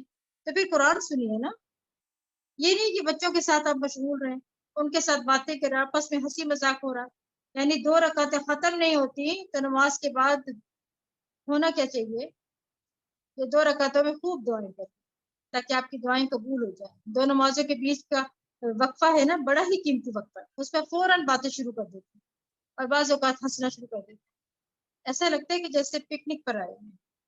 تو مسجد کا بھی احترام ہوتا ہے، قرآن کا بھی احترام ہوتا ہے، نماز کا احترام ہوتا ہے۔ اگر ضروری کوئی بات کرنی پڑے آہستہ کر لیں۔ بعض اوقات کوئی ضروری چیز آ ہی جاتی ہے ذہن میں اور وہ ضروری ہوتی ہے کہ اس وقت کرنی، لیکن اپنی آوازیں بلند کر دینا امام کی آواز سے، یہ ایک عجب ماحول پیدا کر دینا، یہ مسجد کے قرآن کے آداب کے خلاف ہے اور اسی وجہ سے پھر قرآن ہمارے دلوں میں بھی نہیں اترتا اور ہم پر اثر بھی نہیں کرتا، اور جب اندر ہی نہیں اترتا تو پھر دینے کے قابل بھی نہیں ہوتے ہم۔ لیکن یہاں جنات نے چونکہ غور سے سنا تو انہوں نے کیا کہا کہ جب واپس گئے اپنی قوم کے پاس، وَلَّوْا إِلَىٰ قَوْمِهِمْ مُنذِرِينَ، تو انہوں نے اپنی قوم کو جا کر خبردار کیا کہ دیکھو ہم نے ایسا قرآن سنا ہے کہ اس کی تعلیمات ہیں، اس کی یہ تعلیمات ہیں اور یہ بالکل وہی میسج ہے جو سورۃ توبہ 122 میں آیا ہے، यतफ़क़्क़हू फ़िद्दीन वलियुनज़िरु क़ौमहुम इज़ा रजअू इलैहिम लअल्लहुम यहज़रून। मुसलमानों की हर जमात में से लोग निकल के आने चाहिए ताकि वो लोग दीन की समझ बूझ पैदा करे, वापस जाकर अपने लोगों को खबरदार दे। एक और बात जो यहाँ से पता चलती है कि जिन्नों में दाई तो आए हैं अल्लाह की तरफ दावत देने वाले, लेकिन पैगम्बरों का नहीं पता चलता कि कोई रसूल भी उनके अंदर मौजूद था। रसूल इंसानों की तरफ आए, वो ही जिन्नात की तरफ भी थे, और नबी सल्लल्लाहु अलैहि वसल्लम को बतौर खास जिन्नों को कुरान सुनाने का भी हुक्म दिया गया। आप सल्लल्लाहु अलैहि वसल्लम फरमाते हैं कि मुझे हुक्म दिया गया कि मैं जिन्नों को कुरान पढ़कर सुनाऊं। आपने पूछा तो में से कौन मेरे पीछे आएगा, तो लोगों ने सर झुका लिया, तो शायद सब डर गए होंगे ना कि जिन्नों के पास कैसे जाएं। तो आपने 3 बार यही बात की, तो लोग उठने को तैयार ही नहीं हुए। तो एक आदमी ने कहा, अल्लाह के रसूल सल्लल्लाहु अलैहि वसल्लम, बेशक आप पहल करने वाले हैं, यानी आप चलिए। तो फिर अब्दुल्ला बिन मसूद रज़ियल्लाहु अन्हु उनके साथ गए। तो फिर वे एक पहाड़ की घाटी में दाखिल हुए जिसको शहर अल हुजून कहा जाता है। तो आप सल्लल्लाहु अलैहि वसल्लम ने हजरत अब्दुल्ला बिन मसूद रज़ियल्लाहु अन्हु के आसपास एक हल्का यानी कि ख्याली हल्का खींच दिया, ठीक है, दायरा खींच दिया है उनके गिर्द, और आपको कहा कि आप उस दायरे से बाहर न निकले। अब्दुल्ला बिन मसूद रज़ियल्लाहु अन्हु कहते हैं कि वो जिन्नात मेरे ऊपर उतरने लगे और मुझे गधों की मानंद लश्कर की सूरत में कुछ चलता हुआ दिखाई दिया। मैंने मिली जुली आवाजों का बहुत शोर सुना, तो मुझे नबी सल्लल्लाहु अलैहि वसल्लम के बारे में खौफ लाहिक हुआ। फिर आप सल्लल्लाहु अलैहि वसल्लम ने कुरान की तिलावत की। जब अल्लाह के नबी वापस आए तो मैंने कहा, अल्लाह के नबी, वो आवाजों का शोर कैसा था जो मैंने सुना? तो आपने फरमाया, वो एक मकतूल आदमी के सिलसिले में मेरे पास इकट्ठे हुए थे जो उनमें कत्ल हो गया था, तो मैंने उनके दरमियान हक के फैसला किया हक के साथ। इसी तरह जन्नत का एक दाई आपके पास आया, आप सल्लल्लाहु अलैहि वसल्लम को साथ लेकर गया और आपने फिर कुरान सुनाया उसको। फिर क्या फरमाया? कहने लगे, हमारी कौम, हमने ऐसी किताब सुनी है जो मूसा के बाद नाजिल हुई है, वो अपने से पहले किताबों की तस्दीक करती है, हक की तरफ, सीधी राह की तरफ रहनुमाई करती है। तो हमारी कौम, अल्लाह की तरफ बुलाने वाले की बात मान लो और उस पर ईमान ले आओ, तो तुम्हारे गुनाह बख्श देगा और तुम्हें दर्दनाक अजाब से बचा लेगा। जो अल्लाह की तरफ बुलाने वाले की बात ना मानेगा तो वो उसे जमीन में भागकर उसे आजिज नहीं कर सकता, और ना ही उसके बगैर उसका कोई हामी होगा जो उसे अल्लाह के अजाब से बचा ले। यही लोग सरी गुमराही में है। क्या उन्होंने देखा नहीं कि अल्लाह ही है जिसने आसमान और जमीन को पैदा किया और उन्हें पैदा करके थक नहीं गया, और वो इस बात पर कादिर है कि मुर्दों को जिंदा कर दे, क्यों नहीं, वो तो हर चीज पर कादिर है। और जिस दिन काफिर दोज़ख पर पेश किए जाएंगे तो उनसे पूछा जाएगा, क्या ये जहन्नम हक है, हक नहीं? वो कहेंगे, क्यों नहीं, हमारे परवरदिगार की कसम ये हक है। अल्लाह ताला फरमाएगा, तो अब अज़ाब का मजा चखो, ये उस चीज का बदला है जो तुम कुफ्र किया करते थे। बस आप सब्र कीजिए जैसे उलुल अज़्म पैगंबर सब्र करते रहे। और उनके बारे में जल्दी ना कीजिए, जिस दिन ये लोग वो चीज देख लेंगे जिससे उन्हें डराया जाता है, तो वो यूँ समझेंगे जैसे दुनिया में बस दिन की एक साथ ही ठहरे थे। बात पहुंचा दी गई है, तो अब क्या नाफरमान लोगों के अलावा कोई और हलाक होगा? सूरत मोहम्मद। बिस्मिल्लाहिर्रहमानिर्रहीम। الذين كفروا وصدوا عن سبيل الله أضل أعمالهم والذين آمنوا وعملوا الصالحات وآمنوا بما نزل على محمد وهو الحق من ربهم كفر عنهم سيئاتهم وأصلح بالهم. बिस्मिल्लाहिर्रहमानिर्रहीम। अल्लज़ीना कफ़रू वसद्दू अन सबीलिल्लाहि अज़ल्ल अअमालहुम। शुरू अल्लाह के नाम से जो बड़ा मेहरबान निहायत रहम करने वाला है। जिन लोगों ने कुफ्र किया और दूसरों को अल्लाह की राह से रोका, अल्लाह ताला ने उनके अमल ज़ायल कर दिए। यानी मुशरिकीन मक्का जैसे मस्जिद हराम को आबाद करते थे, हाजियों को खाना खिलाते थे, पानी पिलाते, सिला रहमी करते, मेहमान नवाजी भी करते, तो उनके ये सारे अमल थी, अब उनको कोई जजा नहीं मिलेगी, उनके अमाल अब ज़ाया होगी। और जो लोग ईमान लाए और नेक अमल किए और जो कुछ मोहम्मद सल्लल्लाहु अलैहि वसल्लम पर नाजिल हुआ है उस पर ईमान ले आए और वही उनके परवरदिगार की तरफ से हक है, अल्लाह ने उनकी बुराइयां दूर कर दी और उनका हाल दुरुस्त कर दिया। इसलिए कि काफिरों ने तो बातिल की पैरवी की और ईमान वालों ने उस हक की पैरवी की जो उनके परवरदिगार की तरफ से नाजिल हुआ। इसी तरह अल्लाह लोगों से उनकी ठीक ठीक हालत बयान कर देता है। मुसलमानों, जब तुम्हारी काफरों से मुठभेड़ हो जाए तो उनकी गर्दनें उड़ा दो, यहाँ तक कि जब बेदलील कत्ल कर चुको तो उनकी मशकें कसकर उन्हें कैदी बना लो। फिर उसके बाद या तो उन पर एहसान करो या तावान लेकर छोड़ दो, ताकि लड़ाई अपने हथियार डाल दे। तुम्हारे लिए यही हुक्म है, अगर अल्लाह चाहता तो खुद भी उनसे इंतकाम ले सकता था, मगर ये हुक्म इसलिए है ताकि तुम्हें एक दूसरे के जरिए आजमाए। और जो लोग अल्लाह की राह में कत्ल किए गए, अल्लाह उनके अमाल को हरगिज जाया नहीं करेगा। वो उनकी रहनुमाई करेगा और उनका हाल दुरुस्त कर देगा। या अय्युहल्लज़ीना आमनू इन तंसुरुल्लाह यंसुरकुम व युथब्बित अक़दामकुम। और उन्हें इस जन्नत में दाखिल करेगा जिसका उसने उन्हें तारुफ करा दिया है। ये अब आ रहा है वयुदखिलुहुल जन्नत अर्रफ़ा लहुम। यहाँ पर आ रहा है कि मोमिन है ना, जन्नत में अपनी मंजिल, अपने मकाम, अपने घर को बहुत अच्छी तरह पहचानता है। आप फिर गौर कीजिएगा तर्जुमे पर, वयुदखिलुहुल जन्नत अर्रफ़ा लहुम, और उन्हें उस जन्नत में दाखिल करेगा जिसका उसने उन्हें तारुफ करा दिया है। यानी उनको सब कुछ पता होगा कि मेरा घर कहाँ है। यानी क़यामत के दिन जब वो जन्नत में भेजे जाएंगे तो जो मखसूस जन्नत उनके लिए जिस लेवल पर होगी, जिस दर्जे की होगी, उस तक ऐसे पहुंच जाएंगे जैसे दुनिया में कोई अपने घर पहुंचता है, बल्कि उससे भी ज्यादा आसानी से। यानी ना ही वो किसी से रास्ता पूछेंगे और ना ही कोई उन्हें कोई भूल चूक होगी कि यहाँ टर्न लेना है या वहां से लेना है, कहाँ से मुड़ना है, कुछ नहीं।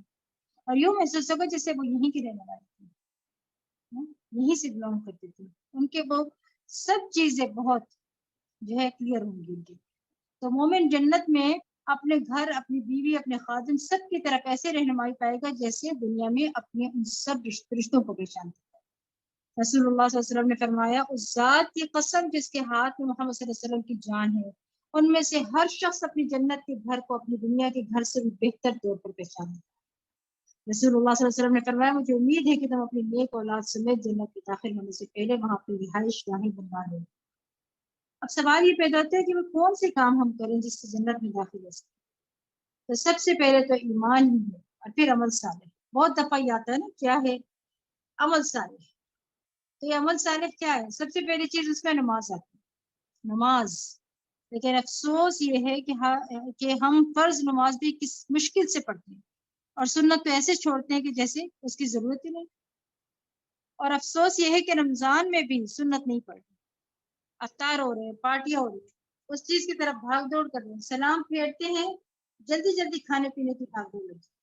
इससे बेहतर था कि आप अपने घर में आराम से बैठते और आप सुन्नत भी अदा करते। यानी आमतौर पर आप देखिए मसाजिद का भी यही हाल है, सलाम फेरते ही ना जिक्र ना अज़कार और फौरन खाने की तरफ दौड़ पड़े और सुन्नतें भी छोड़ दें।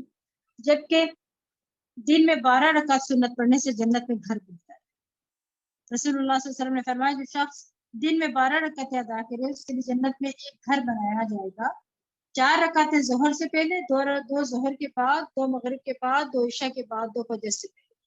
इसी तरह चाश्त की 4 रकातें जोहर से पहले पढ़ना भी जन्नत में ले जाने का बायस है। फिर इसी तरह मस्जिद बनाना, मस्जिद की तामीर करना, ख्वाह वो छोटी सी क्यों ना हो। फिर इसी तरह सूरत इखलास पढ़ना, जिक्र अज़कार करना, अल्लाह की खातिर किसी से मुलाकात करना, यानी किसी एहसान का बदला चुकाने के लिए नहीं, किसी लालच में नहीं। रसूलुल्लाह सल्लल्लाहु अलैहि वसल्लम ने फरमाया, जो अल्लाह के लिए किसी बीमार की अयादत या अपने दीनी भाई से मुलाकात करने जाता है तो आसमान से एक पुकारने वाला ऐलान करता है, तुम भी पाक हो, तुम्हारा जन्नत भी पाक है, तुमने जन्नत में एक घर बना। यानी बीमार की अयादत इतनी बड़ी नेकी है। और फिर ये जो खास बात है ना कि अल्लाह की खातिर जाना, ये बहुत अहम है, ये जहन में होनी चाहिए। क्योंकि बाज़ औक़ात आप किसी मरीज के पास जाते हैं तो फिर वो आपको उल्टा सुना देता है और कड़वी कुसैली बातें भी कर देता है, याद आ गया तुम्हें, आ गए तुम, अभी याद आया, वगैरह वगैरह ऐसी बातें सुनते हैं ना।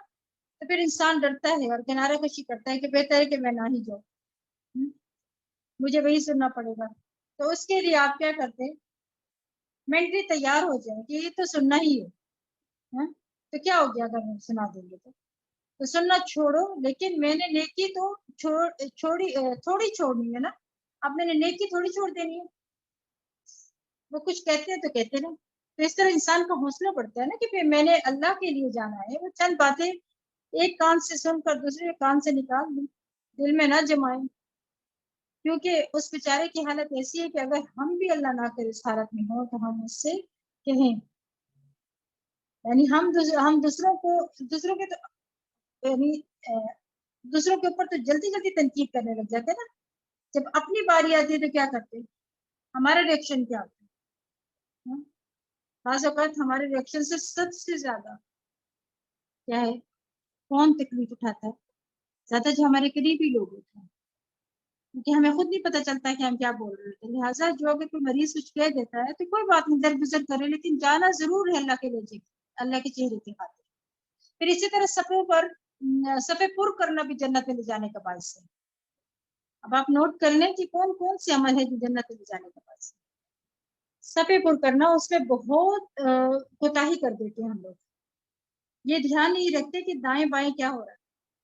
رسول اللہ صلی اللہ علیہ وسلم نے فرمایا جو شگاف کو پر کرتا ہے اللہ اس کے لیے جنت میں گھر بناتا ہے اور اس کے ذریعے اس کا درجہ بلند کر دیتا ہے. کیونکہ ہم عمل صالح کی بات کر رہے ہیں تو بعض اوقات ہم عمل صالح صرف حج یا عمرہ یا حرم جانے کو سمجھتے ہیں کہ وہ زیادہ عمل صالح ہے. لیکن اگر ہم صف میں کھڑے ہیں کسی عام مسجد میں اور اس میں گیپ فل کر رہے ہیں تو شاید یہ عمل صالح نہیں ہے. اگر ہم اللہ کی خاطر گیپ کو فل کر رہے ہیں تو یہ بھی جنت میں لے جا سکتا ہے. کبھی یہ سوچا؟ پھر اسی طرح اللہ کی خاطر جھگڑا چھوڑ دینا، اپنے حق سے دستبردار ہو جانا. رسول اللہ صلی اللہ علیہ وسلم نے فرمایا میں ذمہ دار ہوں ایک محل کا، جنت کی ایک جانب میں اس شخص کے لیے جو جھگڑا چھوڑ دے اگر چاہے حق پر ہو، اور ایک محل کا جنت کے درمیان میں اس شخص کے لیے جو جھوٹ چھوڑ دے اگر چاہے مذاق میں ہو، اور جنت کی ایک اعلیٰ منزلوں میں ایک محل کا اس شخص کے لیے جو اپنے اخلاق کو عمدہ بنا دے. اللہ تعالیٰ ہم سب کے اخلاق کو بہترین بنا دے یا رب. پھر فرمایا اے لوگو اگر تم اللہ کے دین کی مدد کرو گے تو وہ تمہاری مدد کرے گا اور تمہیں ثابت قدم رکھے گا. پھر دیکھیے اگر اللہ سبحانہ تعالیٰ ہمیں ثابت قدم رکھے گا یعنی دین پر جما کر رکھے گا، یعنی اگر تم اپنی جان سے، مال سے، صلاحیتوں سے، اوقات سے اللہ کے دین کی خدمت کرو گے تو اللہ تعالیٰ تمہیں دین پر جمائے رکھے گا. پھر انشاءاللہ کیا ہوگا، خاتمہ بھی بخیر ہوگا باذن اللہ. اور جن لوگوں نے کفر کیا ان کے لیے تباہی ہے اور ان کے اعمال برباد کر دے گا. یہ اس لیے کہ جو کچھ اللہ نے نازل کیا تھا اسے انہوں نے ناگوار سمجھا تو اللہ نے ان کے اعمال ضائع کر دیے. اللہ کی باتیں انہیں پسند نہ آئی. یاد رکھیے کفر صرف یہ نہیں ہوتا کہ میں اللہ کو نہیں مانتا، یہ بھی کفر میں آ جاتا ہے کہ مانتا تو ہوں لیکن یہ کیا ہے قرآن میں ایسا کیوں ہے اور ویسا کیوں ہے، یعنی ان کے احکامات سے بغض رکھنا جو اللہ نے نازل کیا اور ان کو ناپسند کرنا، یہ بھی اعمال کو ضائع کرنے کا باعث بن جاتے ہیں. پھر فرمایا کیا وہ زمین میں چل پھر کر دیکھتے نہیں کہ جو لوگ ان سے پہلے گزر چکے ہیں ان کا کیا انجام ہوا. اللہ تعالیٰ نے انہیں تہس نہس کر دیا اور کافروں کے لیے ایسی ہی سزائیں ہوتی ہیں. یہ اس لیے کہ ایمان لانے والوں کا تو اللہ حامی ہے اور کافروں کا کوئی بھی حامی نہیں. جو لوگ ایمان لائے نیک عمل کیا اللہ یقیناً انہیں ایسے باغوں میں داخل کرے گا جن میں نہریں بہ رہی ہیں، اور جو کافر ہیں وہ چند روز فائدہ اٹھا لے. وہ اس طرح کھاتے ہیں جیسے چوپائے کھاتے ہیں اور ان کا ٹھکانہ دوزخ ہے. یعنی جس طرح چوپاؤں کو صرف کھانے سے دلچسپی ہوتی ہے نا، تو جو لوگ دنیا کے لیے جیتے ہیں پھر وہ دنیا کے عیش و عشرت اور دنیا کے مزے اور ان میں سب سے بڑا مزہ کھانے کے پیچھے لگے رہتے ہیں. یعنی ان کو پیٹوں اور شرم گاہوں کے سوا کوئی مقصد نہیں ہوتا اور کل آنے والے دن میں جو کچھ ہوگا اس سے واقف. اور یہ بھی کہا گیا کہ مومن دنیا سے زیادہ راہ لیتا ہے، یعنی دنیا کی زندگی سے اپنی ضرورت کے تحت چیزیں استعمال کرتا ہے، اور منافق مزین ہوتا ہے، یعنی وہ اپنے آپ کو ہر وقت بیوٹیفائی کرنے اور ڈیکوریٹ کرنے کے پیچھے لگا رہتا ہے، اور کافر عیش کرتا ہے. یعنی ہر ایک کا درجہ ہے. اور یہ ایک حقیقت ہے کہ آپ اگر اللہ کا حق اور بندوں کا حق دینے والے ہو جائیں تو پھر اس کے بعد آپ کے پاس اتنا وقت نہیں بچتا کہ آپ اپنے آپ کو یا اپنے گھر کو یا ہر چیز کو صرف سجاتے چلے.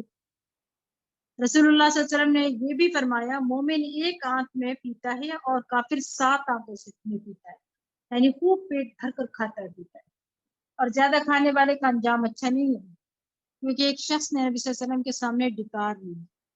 آپ نے فرمایا اپنی ڈکار کو ہم سے دور رکھو، کیونکہ دنیا میں زیادہ پیٹ بھر کر کھانے والے قیامت کے دن سب سے زیادہ بھوکے رہیں گے اس پر۔ اس لیے کھانا جب کھائیں تو تھوڑا بھوک رکھ کر کھائیں، خصوصاً رمضان میں افطار کے وقت احتیاط سے کھائیں تاکہ آپ کی تراویح اچھی ہو سکے۔ پھر فرمایا اور کتنی بستیاں ہیں جو آپ کی اس بستی سے بڑھ کر طاقتور تھی، جن کے رہنے والوں نے آپ کو نکال دیا ہے، ہم نے انہیں ہلاک کیا تو ان کا کوئی بھی مددگار نہ ہوا۔ بھلا جو شخص اپنے پروردگار کی طرف سے ایک واضح دلیل پر ہو، اس شخص ایسا ہو سکتا ہے جس کے برے عمل اسے خوشنما بنا کر دکھائے جا رہے ہوں اور وہ اپنی خواہشات کی پیروی کر رہے ہوں۔ جس جنت کا پرہیزگاروں سے وعدہ کیا گیا ہے اس کی شان یہ ہے کہ اس میں پانی کی نہریں ہیں جو کبھی باسی نہ ہوگا، اور دودھ کی نہریں ہیں جس کا مزہ کبھی نہ بدلے گا، اور شراب کی نہریں جو پینے والوں کے لیے لذیذ ہوں گی، اور کچھ نہریں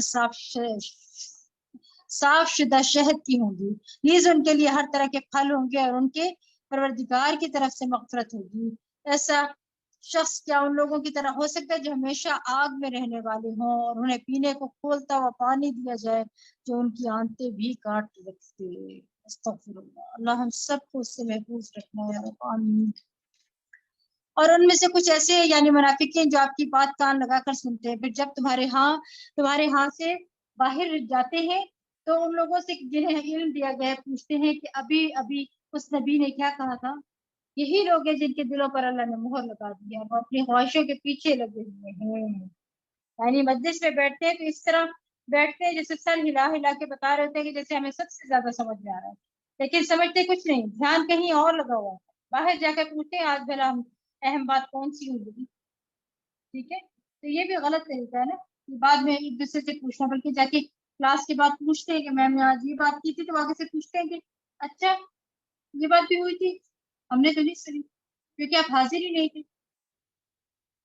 پھر فرمایا کہ اور جن لوگوں نے ہدایت پائی ہے اللہ ان کو اور زیادہ ہدایت دیتا ہے، تقوی عطا کرتا ہے۔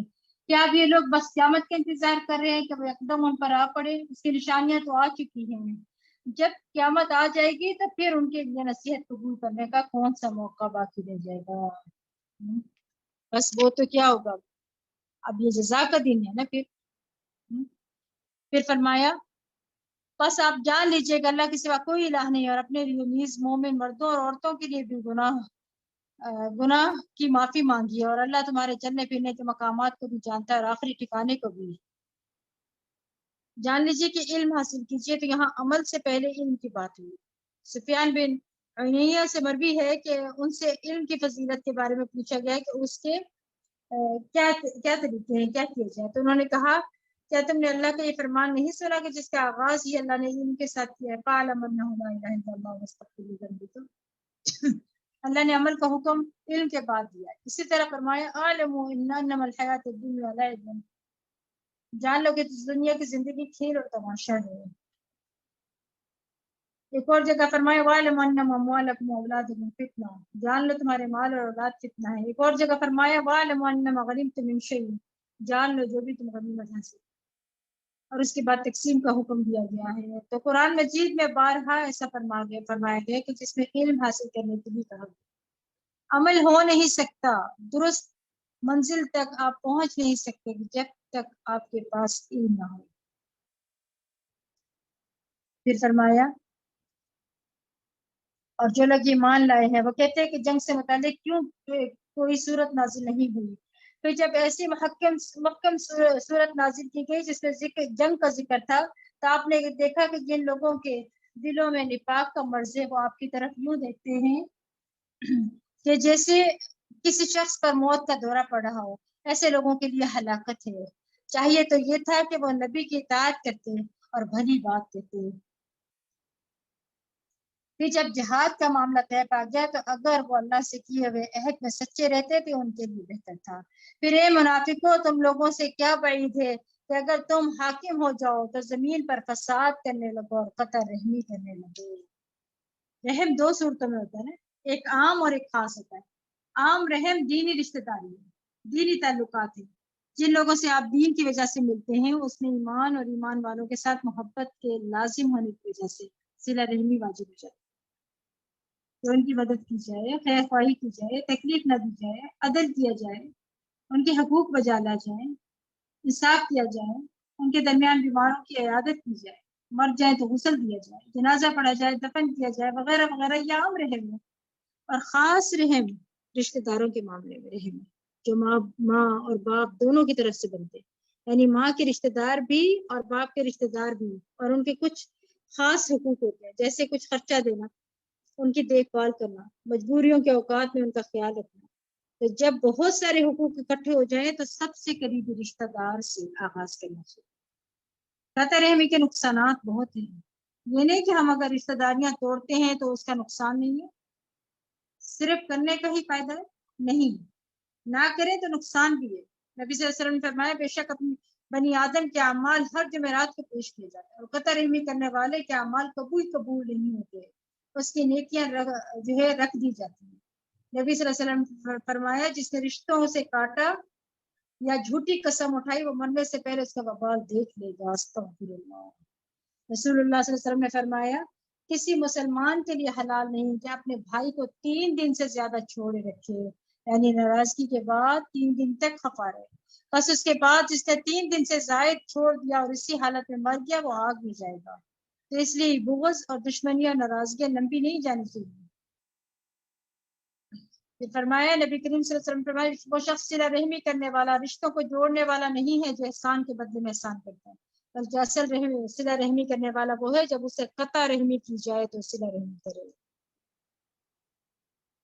پھر آپ دیکھیں کہ صلہ رحمی کے حوالے سے بے پناہ احادیث ہیں جس میں ہمیں خوف بھی آتا ہے پڑھتے ہوئے کہ کیسے رشتوں کو کاٹ کر لوگ بیٹھے ہوئے۔ پھر اب جیسے آتا ہے نا کہ سیدنا ابو ایوب انصاری سے روایت ہے کہ ایک شخص نے کہا اے اللہ کے رسول مجھے ایسا عمل بتائیں جو جنت میں داخل کروا دے۔ نبی کریم صلی اللہ علیہ وسلم فرمایا تم اللہ کی عبادت کرو، اس کے ساتھ کسی کو شریک نہ ٹھہراؤ، اور نماز قائم کرو اور زکوٰۃ دو اور صلہ رحمی کرو۔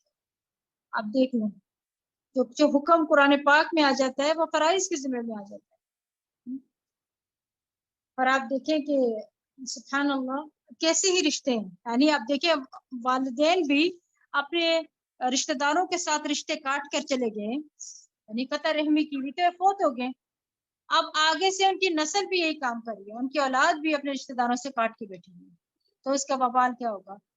اولاد کو تو ملے گی سزا، لیکن والدین کو بھی مل رہی ہوگی کیونکہ وہ ابتدا کر کے دی۔ لہٰذا جن کے ساتھ ایسا ہو چکا ہے انہوں اس اولاد کو چاہیے کہ وہ اولاد بڑھ کر اپنے رشتہ داروں کے ساتھ تعلقات اچھا کرے، اپنے لیے اور اپنے والدین کے لیے مغفرت کی دعائیں کرے، اور ان رشتہ داروں کے ساتھ جڑ جائیے۔ اگر وہ نہیں جڑتے تو ان کا اپنا فعل، آپ کا کام ہے کہ آپ پہل کر لیں، اور اس سے یہ ہوگا کہ آپ بھی تکلیف سے اللہ کرے گا نکل جائیں گے، آپ کے والدین بھی۔ اللہ تعالیٰ ایسی مصیبتوں سے محفوظ رکھے کہ ایسے عمل نہ ہی کرے تو وہ کرے۔ پھر فرمائے یہی لوگ ہیں جن پر اللہ نے لعنت کی، انہیں بہرا کر دیا اور ان کی آنکھوں کو اندھا کر دیا، یعنی ان کو سمجھ ہی نہیں آتی کہ وہ کیا غلط کرے۔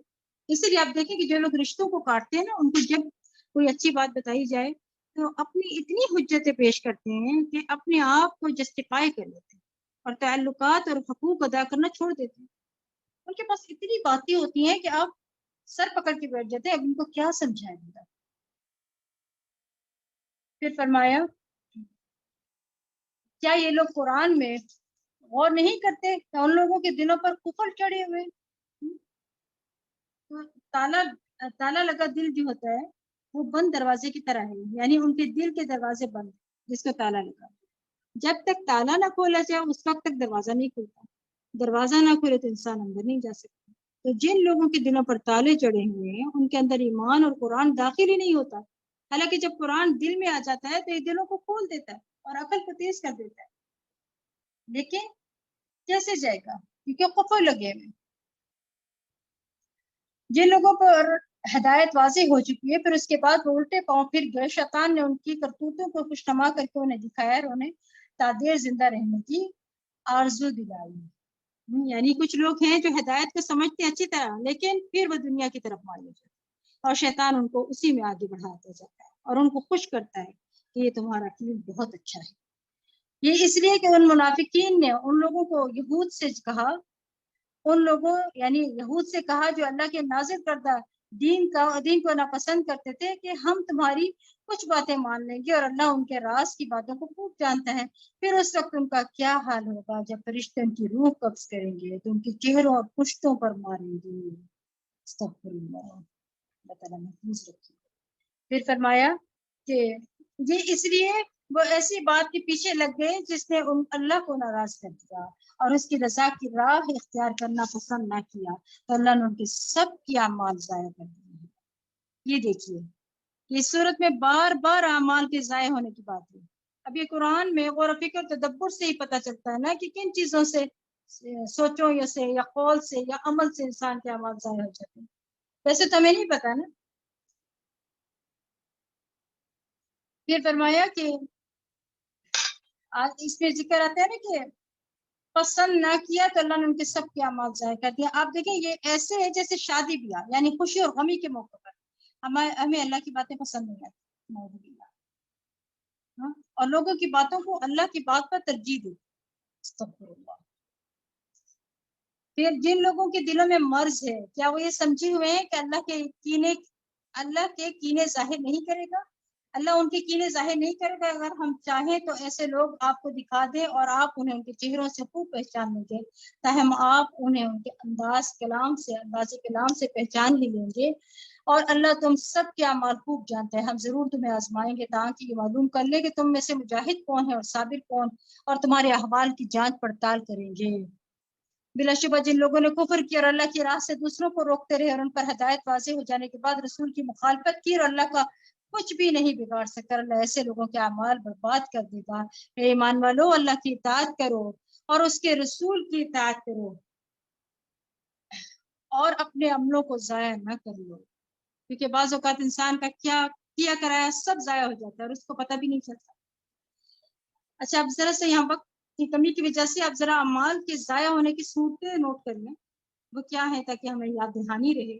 ہم جب پڑھیں تو لمبی چوڑی باتوں کی بجائے ہم یہی دیکھ لیں کہ کیا کیا پوائنٹس یعنی ایسی چیزیں جس کے کرنے سے سب ضائع ہو جاتا ہے اور اس کو پتہ بھی نہیں چلتا. اعمال ضائع ہونے کی صورتیں ہیں. ایک ایمان لانے کے بعد کفر کرنا، دوسرا نیک اعمال کے بعد برے کام کرنا یعنی نیک اعمال ضائع ہو جاتے ہیں جب انسان کی آخری عمر میں نیکیوں کی بجائے برائیاں ہی ہوتی ہیں.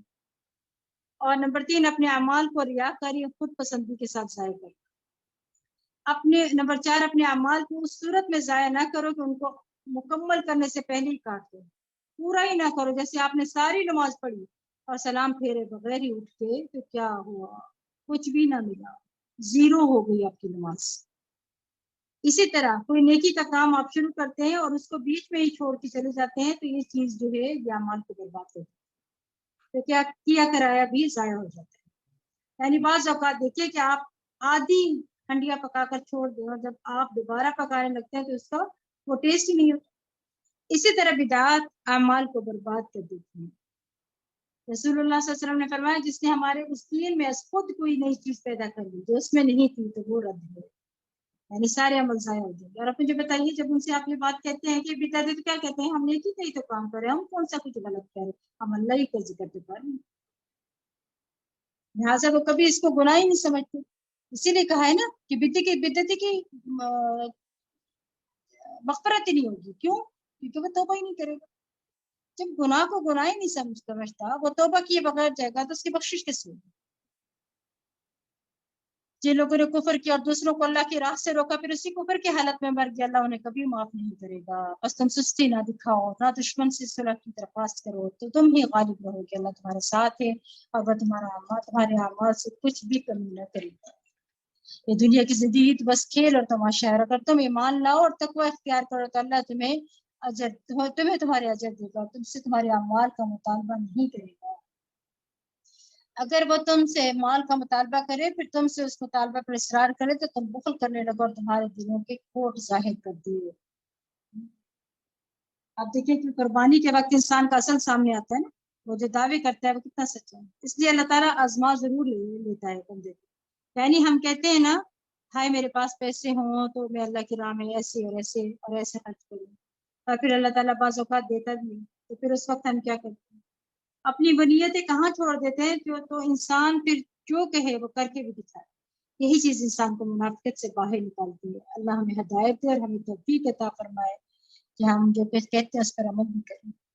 सुनो तुम वो लोग हो जिन्हें अल्लाह की राह में खर्च करने की दावत दी जाती है, फिर तुम में से कोई बुखल करने लगता है, हालांकि जो बुखल करता है वो अपने आप ही से बुखल करता है और अल्लाह तो बेनियाज है और तुम ही उसके मोहताज हो। और अगर तुम ना मानोगे तो अल्लाह तुम्हारी जगह दूसरे लोग ले आएगा जो तुम जैसे ना होंगे। अब मेरा नहीं ख्याल रमजान जिस दिन से शुरू हुआ है कोई दिन गया हो जब आपको नेकी के, खैर के, भलाई के कामों में खर्च करने की दावत नहीं दी जाए। इंसान को अपनी और और जरूरतें याद आ जाती है ना, और जरूरतें भी हों लेकिन इंसान उसमें से भी थोड़ा सा निकाल सकता है। यानी तुम अल्लाह के रास्ते में माल खर्च नहीं करते, तुम अल्लाह के दीन की मदद के काम नहीं करते, तो अल्लाह ताला और लोगों को पैदा कर देगा जो तुमसे आगे निकल जाए। फिर हम क्या कहाँ होंगे? इसलिए दुआ करनी चाहिए, अल्लाहुम्मा अस्तक़दिमनी वला तस्तबदिलनी। अल्लाह मुझसे ही खिदमत का काम ले, मुझे ही तौफीक दे, मैं तेरी राह में खर्च करती हूँ और मुझसे किसी और को तब्दील न करूँ। बुखल क्या होता है? दिलों की तंगी। जब दिल तंग होने लगता है ना कि नहीं बस अब बहुत हो गई, तो फिर ये है कि वो फिर अजर से भी करीब हो जाता है ना। जितनी देर हम करते रहते हैं उतनी देर अजर भी मिलता है, और जब हम छोड़ते हैं उधर से वो भी दरवाजा बंद हो जाता है।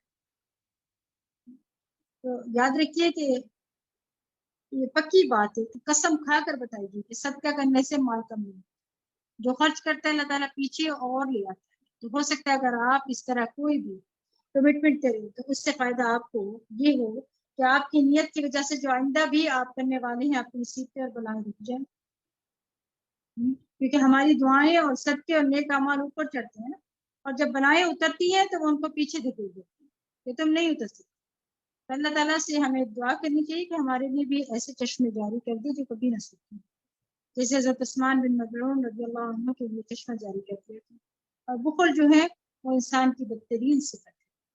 नबी सल्लल्लाहु अलैहि वसल्लम ने फरमाया कि आदमी में से सबसे बदतरीन चीज बेसब्रेपन के साथ बुखल है और हद से ज्यादा बुज़दिल होना। अल्लाह उन सब चीजों से हमें बचाए, यानी बेसब्रापन की छोटी सी तकलीफ बर्दाश्त ना हो। बुखल यानी नेकी के काम के लिए चाहे वक्त हो, सलाहियतें हो और माल हो, देने से अगर खतरा है इंसान को, हमें क्या करना चाहिए? अल्लाह के रास्ते में कसरत के साथ खर्च करना चाहिए। कुछ दिन रह गए, जो कुछ भी हमारे पास है अल्लाह के रास्ते में देते जाए, अल्लाह सुब्हानहू व तआला बहुत रहमत और बरकतों से नवाजेगा। सूरत अल-फतह, बिस्मिल्लाहिर्रहमानिर्रहीम।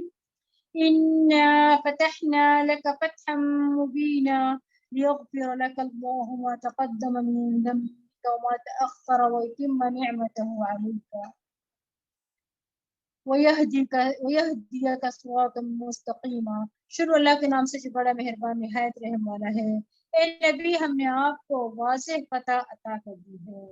ये सूरत करीमा उस वक्त नाज़िल हुई जब रसूलुल्लाह सल्लल्लाहु अलैहि वसल्लम हुदैबिया से ज़ुल्क़ादा 6 हिजरी में उस वक्त वापस तशरीफ ला रहे थे जब मुशरिकीन ने उम्रा अदा करने के लिए मस्जिद हराम जाने से आपको रोक दिया। वो आपके और बैतुल्लाह के दरमियान हाइल हो गई। फिर मुसालहत और माहिदे की तरफ माइल होने के आप इस साल वापस चले जाए और आइंदा साल आ जाए। तो सहाबा की एक जमात ने उस बात को सख्त नापसंद किया, लेकिन उसके बावजूद आप सल्लल्लाहु अलैहि वसल्लम ने मुआहिदा कर लिया और अपने कुर्बानी की जानवरों को वही नहर कर दिया, वही कुर्बान करती जहाँ आप महसूस थी। और फिर आप वापस तशरीफ लाए तो रास्ते में अल्लाह ताला ने इस सूरत नाज़िल। और अगर चाहे आप उम्रा किए बगैर आए थे और ऐसी शराइत पर सुलह करके आए थे कि जिस पर सहाबा बहुत परेशान थे, एक बहुत बड़ी आजमाइश थी, लेकिन अल्लाह सुब्हानहू व तआला ने जब ये सूरत नाजिल की तो इतने पॉजिटिव अंदाज में सारी सिचुएशन को बदल दिया। क्या आप समझते हैं ये हजीमत थी? ये तो बहुत बड़ी फतह थी अल्लाह की तरफ से। इसीलिए जब आप सल्लल्लाहु अलैहि वसल्लम हुदैबिया से वापस आ रहे थे और सहाबा पर गम और परेशानी के आसार थे और उन्होंने हुदैबिया में ही जानवर ज़िबा कर दिए थे, तो उस मौका पर जब सूरत नाजिल हुई तो आपने फरमाया मुझ पर ऐसी आयत नाजिल हुई है कि मुझे सारी दुनिया से ज्यादा महबूब है। साहबा ने कहा, ए अल्लाह के रसूल, हमने जान लिया कि जो आपके साथ किया गया उसके बारे में क्या हुक्म है। तो फिर अल्लाह ताला ने आयत नाजिल की तो हुदैबिया सबसे अजीम फतह करार दी जाती है जिसे मुसलमान अपने हक से पीछे हो गए थे। तो फिर फरमाया था कि अल्लाह आपकी सब अगली और पिछली लफ्ज़ें माफ कर दे और आप पर अपनी नेमत पूरी कर दे और आपको सीधी राह पर चलाए। اللہ سبحانہ تعالیٰ نے آپ کے لیے مغفرت کا وعدہ کر رکھا تھا، لیکن اس کے باوجود آپ اپنے آپ کو عبادت میں چکاتے تھے۔ اگر ہمیں آج کہا جائے کہ آپ کے سارے گناہ معاف ہیں اور جنت آپ کے لیے، تو ہم کیا کریں گے؟ عبادت سے فارغ ہو کر دنیا میں لگ جائیں۔ لیکن رسول اللہ صلی اللہ علیہ وسلم کو دیکھیں کہ جنہوں نے ساری خوشخبریوں کے باوجود کیا کہا، کیا فرمایا، افلا اکون عبدا شکورا، کیا میں اللہ کا شکر ادا نہ کروں؟ تو عبادت صرف فرض سمجھ کر نہ کیا کریں، شکر کی ادائیگی کے طور پر بھی کیا کریں، کہ خاص طور پر جب تراویح پڑھتے ہیں نا تو شکر ادا کیا کریں کہ اللہ تعالیٰ نے آپ کو صحت دی، وقت دیا، سہولت دی، موقع دیا کہ آپ اللہ کے لیے کھڑے ہو سکتے ہیں چند منٹ ہی سے۔ اللہ تیرا شکر ہے، ہر روز شکر ادا کرتے ہیں تاکہ زندگی کے آخر تک کرتے چلے جائیں، اور زندگی کے آخر تک بھی کرتے چلے جائیں، کیونکہ انسان جو بورا ہوتا جائے تو اس کو خوف اور گھبراہٹ ہونے لگتی ہے کہ پتہ نہیں اپنی عبادت کر سکوں گا کہ نہیں، قدم اٹھانے مشکل ہو جاتے ہیں تو قیام بھی مشکل ہو جاتے ہیں، لیکن اللہ سبحانہ تعالیٰ شکر کی وجہ سے توفیق دیتا رہے گا باذن اللہ۔ پھر فرمایا اور آپ کو زبردست نصرت عطا کرے، وہی تو ہے جس سے مومنوں کے دلوں میں اطمینان ڈال دیا تاکہ وہ اپنے ایمان کے ساتھ مزید اطمینان کا اضافہ کر لیں، اور آسمانوں اور زمین کے سب لشکر اللہ ہی کے ہیں، اور اللہ سب کچھ جاننے والا حکمت والا ہے، تاکہ مومن مردوں اور مومن عورتوں کو ایسے باغوں میں داخل کرے جن کے نیچے نہریں بہ رہی ہیں، جن میں ہمیشہ رہیں گے، اور ان سے ان کی برائیاں دور کر دے، یہ اللہ کے نزدیک بڑی کامیابی ہے۔ اور کیا ہے اس یہاں کیا سمجھ آیا؟ اللہ کے نزدیک کیا سب سے بڑی کامیابی ہے؟ جنت میں داخلہ۔ اور منافق مردوں اور منافق عورتوں اور مشرک مردوں اور مشرک عورتوں کو عذاب دے جو اللہ کے بارے میں برا گمان رکھتے ہیں، بری گردش انہیں پر پڑ گئی اور ان پر اللہ کا عذاب ہوا، اس نے ان پر لعنت کی اور اس کے لیے جہنم تیار کی جو بہت برا ٹھکانہ ہے۔ آسمان اور زمین کے تمام لشکر اللہ ہی کے ہیں، اور اللہ ہر چیز پر غالب و حکمت والا ہے۔ اے نبی، ہم نے آپ کو شہادت دینے والا، بشارت دینے والا اور ڈرانے والا بنا کر بھیجا ہے تاکہ تم اللہ پر اور اس کے رسول پر ایمان لاؤ اور اس کی مدد کرو اور اس کی تعظیم کرو اور صبح اور شام اللہ کی تسبیح کرو۔ یہاں رسول اللہ صلی اللہ علیہ وسلم کا مقام بتایا گیا اور اس کے بعد ہمیں کام بتا دیا کیا کہ ہم نے کیا کرنا، کہ آپ کی مدد اور آپ کی عزت، احترام، آپ کی بڑائی بیان کرنا۔ بیعت ایک عہد ہوتا ہے نا، کمٹمنٹ ہوتی ہے بیعت کرنا۔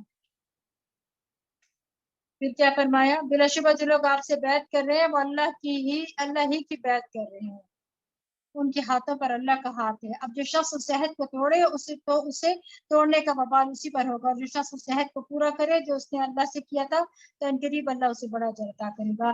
دیہاتیوں میں سے جو لوگ پیچھے رہ گئے تھے وہ اب آ کر آپ سے کہیں گے کہ ہمیں ہمارے اموال اور گھر والوں کی فکر نے مشغول رکھا تھا، لہٰذا ہمارے لیے بخشش کی دعا کروائیے۔ وہ اپنی زبانوں سے ایسی بات کہتے ہیں جو ان کے دلوں میں نہیں ہوتی۔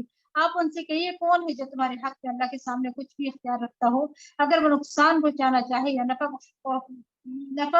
بخشنا چاہے، بلکہ جو تم کہہ اور کر رہے ہو اللہ اس سے پوری طرح باخبر ہے۔ بلکہ تم تو یہ سمجھے بیٹھے تھے کہ رسول اور مومن کبھی اپنے گھروں کو واپس نہ آ سکیں گے، یہ خیال تمہارے دلوں کو بہت اچھا لگا اور تم بہت برا گمان سوچ رہے تھے، اور تم ہو ہی ہلاک ہو جانے والے لوگ، اور جو اللہ اور اس کے رسول پر ایمان نہ لائے تو ایسے کافروں کے لیے ہم نے بھڑکتی آگ تیار کر رکھی ہے۔ آسمان اور زمین کی بادشاہی اللہ ہی کے لیے ہے، جسے چاہے معاف کر دے، جسے چاہے سزا دے، اور وہ معاف کرنے والا اور رحم کرنے والا ہے۔ جب تم غنیمتیں حاصل کرنے کے لیے جانے لگو گے تو جو لوگ پیچھے رہ گئے تھے فوراً کہیں گے کہ ہمیں بھی اپنے ساتھ چلنے دیں، یہ لوگ چاہتے ہیں کہ اللہ کے حکم کو بدل دیں۔ آپ ان سے کہیے کہ تم ہر کس ہمارے ساتھ نہ جاؤ گے، یہ اشارہ ہے غزوہ خیبر کی طرف، کیونکہ اللہ پہلے ہی ایسی بات فرما چکا ہے۔ پھر وہ کہیں گے یہ بات نہیں بلکہ تم ہم سے حسد کرتے ہو، یہ بات بھی نہیں کہ مگر یہ لوگ حقیقت کو کم ہی سمجھتے ہیں۔ آپ پیچھے رہ جانے والے بدویوں سے کہیے کہ عنقریب تمہیں ایک سخت جنگجو قوم سے مقابلہ کے لیے بلایا جائے گا۔ یہ جنگجو قوم کون سی تھی؟ ثقیف، حوازن اور بنو حنیفہ۔ تمہیں ان سے لڑنا ہوگا یا وہ مطیع ہو جائیں گے۔ اس وقت اگر تم حکم مانو گے تو اللہ تمہیں اچھا اجر عطا کرے گا، اور اگر تم نے منہ پھیر لیا جیسے پہلے پھیر لیا تھا تو اللہ تمہیں دردناک سزا دے گا۔ کوئی اندھا یا لنگڑا یا بیمار اگر جہاد میں شامل نہ ہو تو اس پر کوئی تنگی نہیں، اور جو اللہ اور اس کے رسول کا حکم مان لے، اللہ اسے ایسے باغوں میں داخل کرے گا جن کے نیچے نہریں بہ رہی ہوں گی، اور جو سرتابی کرے اللہ اسے دردناک عذاب دے گا۔ بے شک اللہ مومنوں سے خوش ہو گیا جب وہ درخت کے نیچے آپ سے بیعت کر رہے تھے، ان کے بیعت کر رہے تھے، ان کے دلوں کا حال اسے معلوم ہو گیا، لہٰذا اس نے ان پر اطمینان نازل فرمایا، انہیں جلد ہی پتہ دے گی، اور بہت سے اموال غنیمت بھی جو وہ حاصل کریں گے، اور اللہ بڑا غالب ہے، حکمت والا ہے۔ اس نے تم سے اور بھی بہت سی غنیمتوں کا وعدہ کر رکھا ہے، چنانچہ تم حاصل کرو گے فتح خیبر تو تمہیں جلد ہی دے دی، اور لوگوں کے ہاتھ تم سے روک دیے تاکہ یہ ایمان لانے والوں کے لیے نشانی بن جائے، اور وہ تمہیں سیدھی راہ کی طرف چلائے رکھے، اور ایک اور فتح بھی دے گا جس پر تم ابھی قادر نہیں ہوگے، اس سے مراد فتح مکہ ہے، اور اللہ اس کا احاطہ کیے ہوئے ہے، اور اللہ ہر چیز پر قادر ہے۔ اگر کافر لوگ تم سے جنگ کرتے تو یقیناً پیٹ پھیر جاتے، پھر وہ کوئی حامی اور مددگار بھی نہ پاتے۔ یہی اللہ کی سنت ہے جو پہلے لوگوں میں جاری رہی ہے، اور آپ اللہ کی سنت میں کبھی کوئی تبدیلی نہ پائیں گے۔ وہی تو ہے جس نے وادی مکہ میں تم سے ان کے ہاتھ روک دیے، اور ان سے تمہارے جبکہ اس سے پہلے اللہ تمہیں ان پر غالب کر چکا تھا، اور جو کچھ تم کر رہے تھے اللہ سب کچھ دیکھ رہا تھا۔ یہ وہی لوگ ہیں جنہوں نے کفر کیا اور تمہیں مسجد حرام سے روکا، اور قربانی کے جانوروں کو ان کی قربان گاہ تک پہنچنے سے روکے رکھا، اور اگر مکہ میں کچھ مومن مرد اور مومن عورتیں نہ ہوتی جنہیں تم نہیں جانتے تھے، اور یہ خطرہ نہ ہوتا کہ جنگ کی صورت میں تم انہیں پامال کر دو گے، پھر ان کی وجہ سے تمہیں نادانستہ کوئی پشیمانی لاحق ہوگی، تو تمہیں لڑنے سے نہ روکا جاتا، اور روکا اس لیے گیا تاکہ اللہ سے چاہے اپنی رحمت میں داخل کرے۔ اگر مومن ان سے الگ ہو گئے ہوتے تو ان اہل مکہ میں سے جو کافر تھے انہیں ہم دردناک سزا دیتے۔ جب کفار مکہ نے صلح حدیبیہ کے موقع پر اپنے دلوں میں زمانہ جاہلیت کی عصیبت کی ٹھان لی تو اللہ تعالیٰ نے اپنے رسول پر اور مومنوں پر اطمینان نازل فرمایا، اور انہیں تقوی کی بات کا پابند رکھا، اور وہی اس کے زیادہ حقدار اس کے اہل تھے، اور اللہ ہر چیز کو خوب جاننے والا ہے۔ یعنی جو لوگ دین کے لیے سنسیئر ہوتے ہیں، اللہ ان کو تقوی کی بات کا پابند رکھتا ہے، ان کو توفیق دیتا ہے کہ اپنے منہ سے جو بات نکالیں وہ تقوی ہی پر ہوتی ہو، اس میں کوئی جھوٹ نہ ہو، اس میں کسی قسم کی کوئی خیانت نہ ہو۔ بلا شبہ اللہ نے اپنے رسول کو سچا خواب دکھایا تھا جو ایک حقیقت تھا کہ تم انشاءاللہ مسجد حرام میں امن کے ساتھ داخل ہوگے، اور اس وقت تم سر منڈواؤ گے اور بال کو دباؤ گے، اور تمہیں کوئی خوف نہ ہوگا، اور وہ اس بات کو جانتا تھا جسے تم نہیں جانتے تھے، لہٰذا اس فتح سے پہلے اس نے قریبی فتح خیبر تمہیں عطا فرما دی تھی۔ اور وہی تو ہے جس نے ہدایت اور دین حق دے کر اپنا رسول بھیجا تھا کہ اسے سب باقی ادیان پر غالب کر دی۔ اچھا، یہاں آپ صلی اللہ علیہ وسلم کی رسالت کا مقصد کیا بتایا جا رہا ہے؟ تمام ادیان پر دین اسلام کو غالب کرنا، اس لیے آئی، اور اس حقیقت پر اللہ ہی کی گواہی کافی ہے۔ محمد صلی اللہ علیہ وسلم اللہ کے رسول ہیں، اور جو لوگ آپ کے ساتھ ہیں وہ کافروں پر تو سخت مگر آپس میں رحم دل ہیں۔ تم جب دیکھو گے انہیں رکوع و سجود کرتے ہوئے اور اللہ کے فضل اور اس کی رضامندی کی تلاش کرتے ہوئے دیکھو گے، کثرت سے سجدہ کی وجہ سے ان کی پیشانیوں پر امتیازی نشان موجود ہیں، یعنی جب انہیں دیکھو گے عبادت میں ہی مصروف نظر آئے۔ یہ بالکل درست بات ہے کہ جو قرآن نے کہی ہے اس کا مطلب یہ نہیں کہ وہ جو سیاہ گٹا پڑ جاتا ہے نا ماتھے کے پر وہ نشانی نہیں، بلکہ جو شخص سجدوں کی کثرت کرتا ہے اس کے چہرے پر ایک خاص قسم کی روشنی ہے، اللہ کے آگے جھک جھک کر، یعنی ایک خاص سکینت اور ایک خاص اطمینان نظر آتا ہے۔ ان کی یہی صفت تورات میں بیان ہوئی ہے، اور یہی انجیل میں ہے۔ جیسے ایک کھیتی ہو جس نے اپنی کوپل نکالی، پھر اسے مضبوط کیا، پھر وہ موٹی ہو اور اپنے تنے میں پر کھڑی ہو گئی، اس وقت وہ کسانوں کو خوش کرتی ہے تاکہ کافروں کو ان کی وجہ سے غصہ دلائے۔ اس گروہ کے لوگ جو ایمان لائے اور نیک عمل کیے، اللہ نے ان سے مغفرت اور بڑے اجر کا وعدہ فرمایا ہے۔ بسم اللہ الرحمن الرحیم، سورۃ الحجرات۔ بسم اللہ الرحمن الرحیم، یا ایھا الذین آمنوا لا تقدموا بین یدی اللہ ورسولہ واتقوا اللہ ان اللہ سمیع علیم۔ شروع اللہ کے نام سے جو بڑا مہربان نہایت رحم کرنے والا ہے۔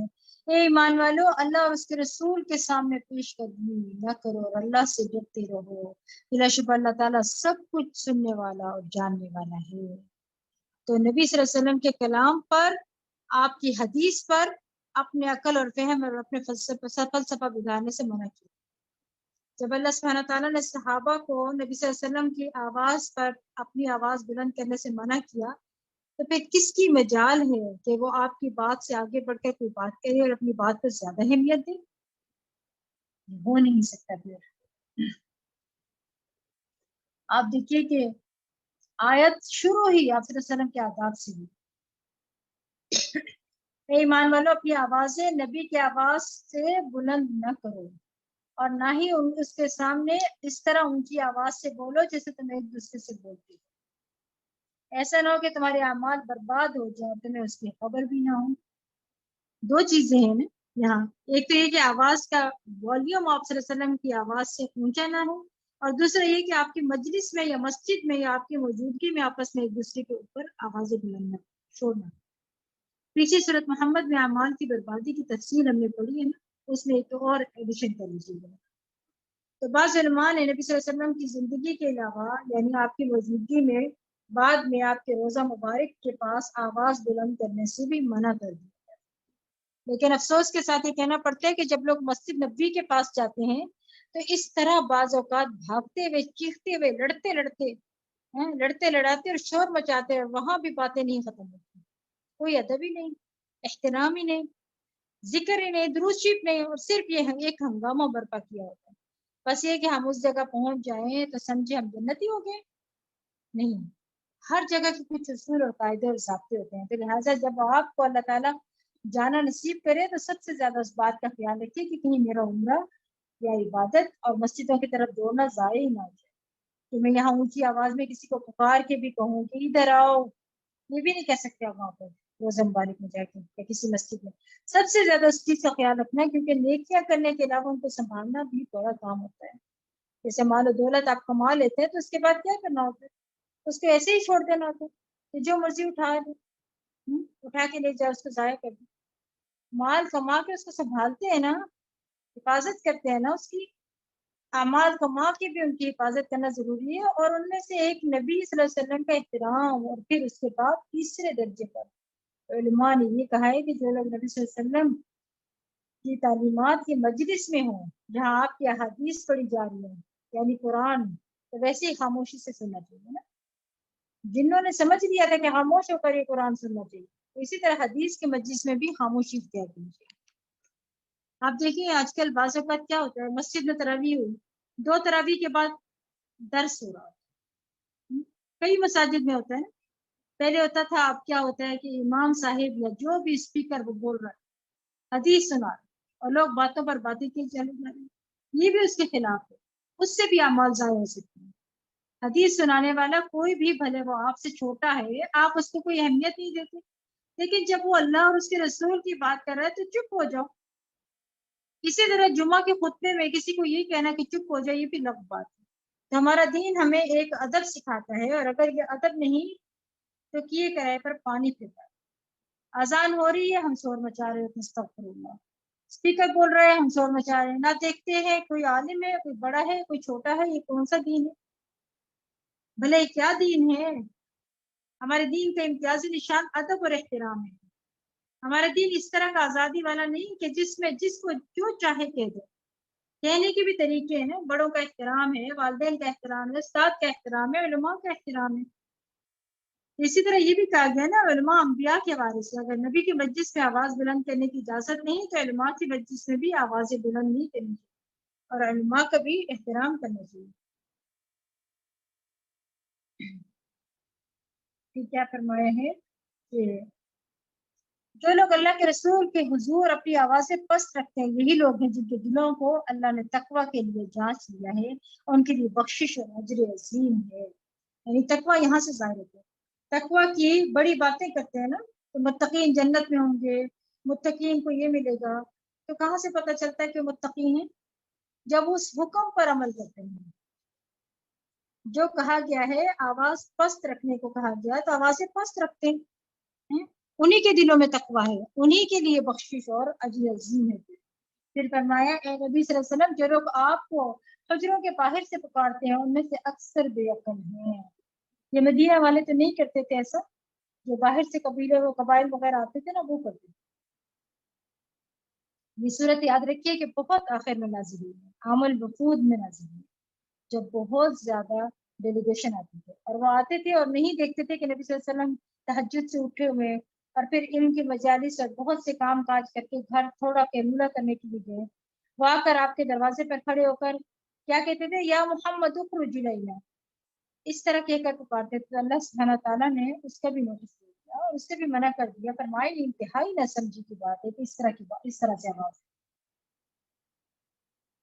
پھر فرمایا اگر یہ لوگ صبر کرتے تاکہ آپ ان کی طرف نکلتے تھے ان کے حق میں بہتر تھا، اور اللہ تعالیٰ معاف کرنے والا ہے اور معاف کرنے والا اور رحم کرنے والا ہے۔ اے ایمان والو، اگر کوئی فاسق تمہارے پاس کوئی خبر لے کر آئے تو اس کی تحقیق کر لیا کرو، ایسا نہ ہو کہ تم دانستہ کسی قوم کا نقصان کر بیٹھو پھر تمہیں اپنے کیے پر نادم ہونا پڑے۔ یہ سورۃ حجرات جو ہے نا، پوری سورۃ تربیت انسان، اتنا کچھ ہے، اور میں کہتی ہوں کہ کلاس کے اندر سے واپس کس طرح لوگ جا سکتے ہیں ایسی خوبصورت نصیحتیں چھوڑ کر؟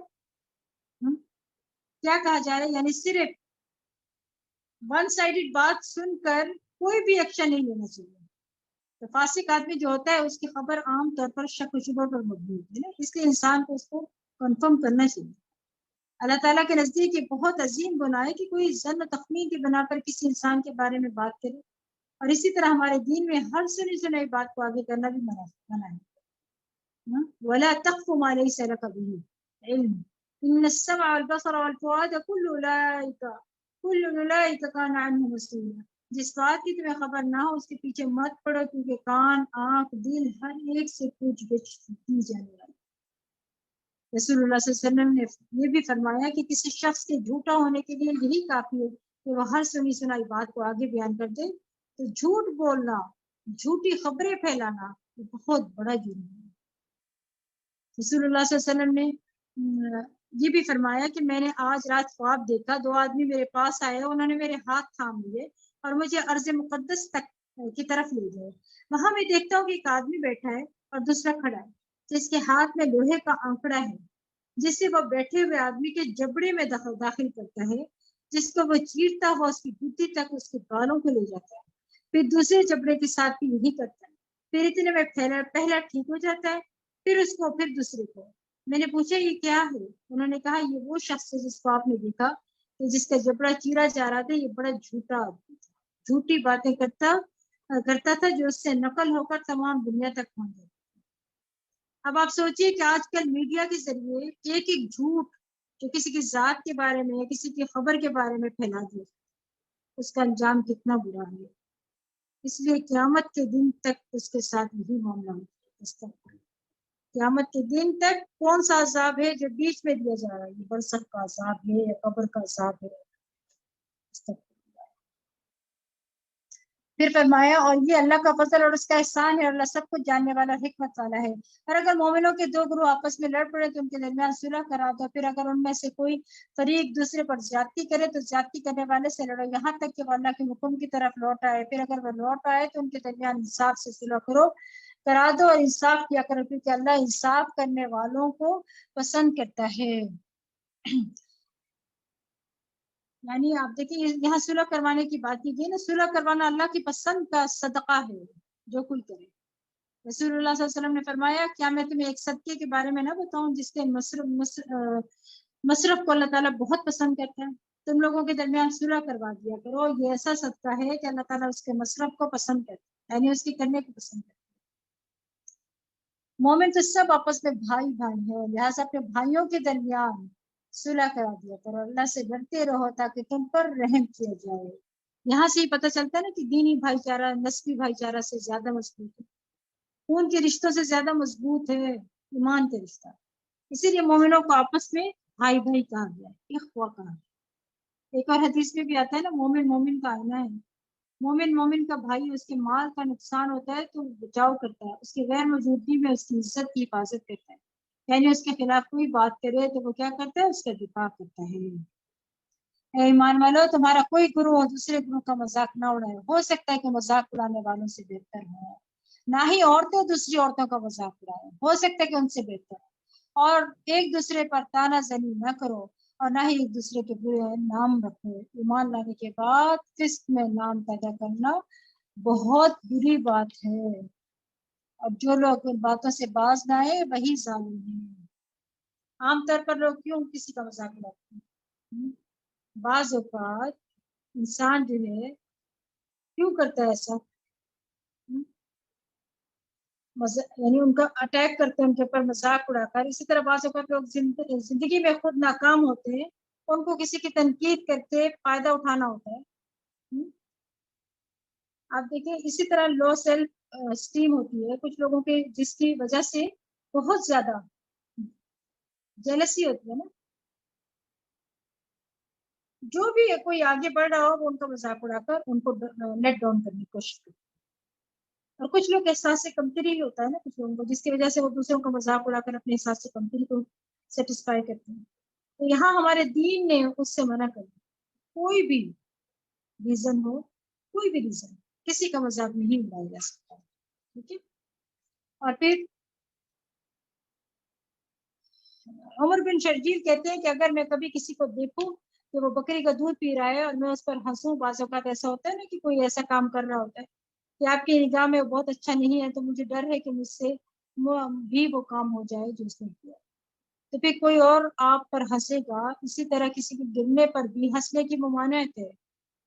کوئی گر جاتا ہے سارے کھڑے ہنسنا شروع، بعض اوقات کوئی پھسل جاتا ہے، کوئی گر پڑتا ہے، کوئی ٹھوکر کھا جاتا ہے تو لوگ ہنسنا شروع کر دیتے، اس سے منع کیا گیا ہے یہاں پہ۔ حضرت عائشہ رضی اللہ عنہ کے سامنے ایسے ہی کچھ نوجوان ہنس رہے تھے، آپ نے پوچھا تو کہا فلاں آدمی خیمے کی رسی سے گر گیا، تو اس کی آنکھ یا گردن کانٹے سے بڑھ کر کوئی، اس کی آنکھ یا گردن جاتے جاتے بچی ہے۔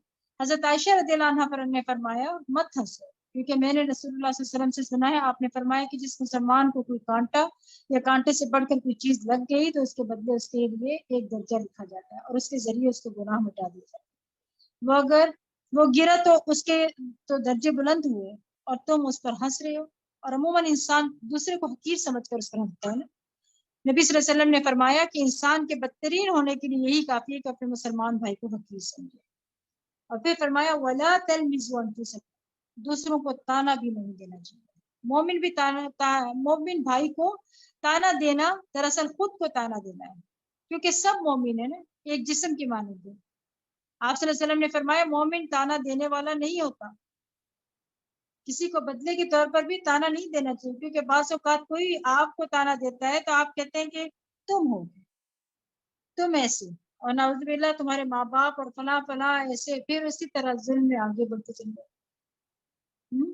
اور آپ دیکھیں کہ خاص طور پر یہ جو بچوں کی شادیاں کرنی ہوتی ہیں نا، رشتے ہوتے ہیں، تو رشتہ لینے جاتے ہیں اور کہتے ہیں کہ بچی پڑھتی ہے، اگر وہ کافی سالوں سے پڑھ چکی ہے یا اس کا کچھ عرصہ گزر گیا، بے شک سال 6 مہینے گزرے ہیں پڑھے ہوئے، تو اس کے لیے شادی کرنا مشکل ہو جاتا ہے۔ کیوں؟ کیونکہ لوگ سوچنا شروع کر دیتے ہیں اتنے دن سے کیوں بیٹھے۔ تو شادی کے لیے ایک تو یہ کہ پڑھتی ان کو لڑکی چاہیے، اور پڑھائی اتنی مشکل ہے آج کے دور میں، اتنی مشکل ہے کہ وہ پڑھ لے بڑی بات ہے۔ ہاں، جب وہ پڑھائی کر کے فارغ ہوتی ہے اور کہتے ہیں ساتھ ہی شادی ہو جائے، جب شادی ہوتی ہے اب کہتے ہیں کہ سلائی کڑھائی بھی آنی چاہیے اس کو اور کھانا بھی پکانا آنا چاہیے۔ یہی سوچتے کہ وہ بھی ایک بشر ہے، کہاں سے سارا کچھ اس کو آ جائے گا؟ اگر نہیں آتا نا اس کو، آپ دیکھیں ایک تو آپ کو پڑھتی چاہیے، یا تو آپ اس کو مہلت دیں کہ وہ اپنے کچھ کام کاج سیکھ لے، اگر وہ نہیں آتا اس کو کچھ تو اس کو تانا دینا شروع کر دیں، تمہارے ماں باپ نے نہیں سکھایا تمہیں تو کچھ آتا ہی نہیں ہے، اور کچھ اگر اس سے کوئی غلطی ہو جائے تو اسے ہنسنا شروع کر دیتے۔ انتہائی میں کہتی ہوں کہ غلط انداز اور تانے دینا اور یہ کرنا، یہ سب کیا ہے؟ عملوں کو ضائع کرنے والی چیز ہے۔ اللہ تعالیٰ ہم سب کو اس سے محفوظ رکھے۔ اور پھر آپ دیکھیں کہ اسی طرح دوسروں کے عیب نہیں تلاش کرنا چاہیے۔ آپ صلی اللہ علیہ وسلم نے فرمایا تم ایک دوسرے سے قطع تعلقی نہ کرو، نہ ایک دوسرے سے روگردانی کرو، نہ ایک دوسرے کے عیب تلاش کرو، اور نہ ہی تم میں سے کوئی کسی کی بیع پر بیع کرے، اور اللہ کے بندو بھائی بن جاؤ۔ نبی صلی اللہ علیہ وسلم نے فرمایا سب سے بڑا سود ہے کہ آدمی ناحق کسی مسلمان کی عزت کیے، اور غیبت کرنا کتنا سخت گناہ ہے۔ غیبت کی تعریف جو رسول اللہ صلی اللہ علیہ وسلم نے خود بیان فرمائی ہے وہ یہ ہے کہ تو اپنے بھائی کا ذکر اس طرح کرے جو اسے ناگوار ہو، صحابہ نے عرض کیا کہ اگر میرے بھائی میں وہ بات پائی جاتی ہو جو میں کہہ رہا ہوں تو پھر آپ نے فرمایا اگر اس میں وہ بات پائی جائے تو نے اس کی غیبت کی، اور اگر اس میں وہ بات نہ موجود نہ ہو تو نے اس پر بہتان لگا دیا۔ پھر فرمایا یعنی اگر کسی کے اندر کوئی عیب ہے، یعنی کوئی غلط بات ہے، آپ اس کو کہہ دیتے ہیں کہ دیکھیں وہ یہ کیا کام کر رہا ہے، تو کوئی آپ نے کیا کیا؟ غیبت کر دی نا اس کی۔ غیبت کی میں تھوڑی ڈیفینیشن پھر آپ کو آگے بتاتی ہوں۔ آپ یہاں پر دیکھیے کیا حکم آ رہا ہے کہ آیت نمبر 12 میں آ رہا ہے، ایمان والو بہت گمان کرنے سے پرہیز کرو کیونکہ بعض گمان گناہ ہوتے ہیں، اور کسی کے عیب جوئی نہ کرو، نہ ہی تم میں سے کوئی کسی دوسرے کی غیبت کرے۔ کیا تم میں سے کوئی یہ پسند کرتا ہے کہ اپنے مردہ بھائی کا گوشت کھائے؟ تم تو خود اس کام کو ناپسند کرتے ہو، اور اللہ سے ڈرتے رہو، اللہ ہر وقت توبہ قبول کرنے والا اور رحم کرنے والا ہے۔ اے لوگوں، یہاں پہ کیا فرمایا جا رہا ہے؟ پھر فرمایا بہت گمان سے پرہیز کرو کیونکہ بعض گمان گناہ ہوتے ہیں، تو دوسروں کے بارے میں برے گمان سے بچنا چاہیے۔ بعض اوقات کوئی ہمیں نصیحت کرتا ہے تو ہم اس کے بارے میں بھی برا گمان شروع کر دیتے ہیں، اس وجہ سے مجھے کہہ رہا ہے، ہو سکتا ہے یہ وجہ ہوگی، یہ بھی بدگمانی ہے۔ آپ کو کیا پتا کہ کیوں کہہ رہا ہے وہ؟ فرمایا بدگمانی سے بچو کیونکہ بدگمانی بہت زیادہ جھوٹی بات ہے۔ عبداللہ کہتے ہیں کہ جس کو چوری ہو جائے وہ بدگمانی کی وجہ سے چور سے زیادہ گناہ گار ہو جاتا ہے۔ اس نے کی ہوگی، اس نے کی ہوگی، ہر ایک کو مورد الزام ٹھہرا رہا ہے۔ اسی لیے ابو عالیہ کہتے ہیں کہ ہمیں حکم دیا گیا کہ خادم کو مہر لگا کر چیز دیں، یعنی بند کر کے، پیک کر کے، سٹیپل کر کے گن کر دیں۔ ان کی عادت اچھی ہو یا نہ ہو، ہم میں سے کسی کو بدگمانی نہ ہو تو اس نے بیچ میں سے کچھ چرا لیا۔ اسی طرح تجسس منع کیا گیا ہے یہاں پر ساتھ میں۔ نبی صلی اللہ علیہ وسلم نے فرمایا جو شخص دوسرے کی بات سننے کے لیے کان لگائے جو اس کو پسند نہیں، یا اس سے بھاگتے ہیں کہ وہ ان کے سامنے بات نہیں کرنا چاہتے، تو ایسے شخص کے کانوں میں قیامت کے دن پگھلا ہوا سیسا ڈالا جائے گا۔ استغفر اللہ، کتنی خوفناک بات ہے یہ۔ پھر اسی طرح کوئی کسی کی غیبت نہ کرے۔ غیبت کیا ہوتا ہے؟ کسی کے پیٹھ پیچھے اس کو برائی کرنا۔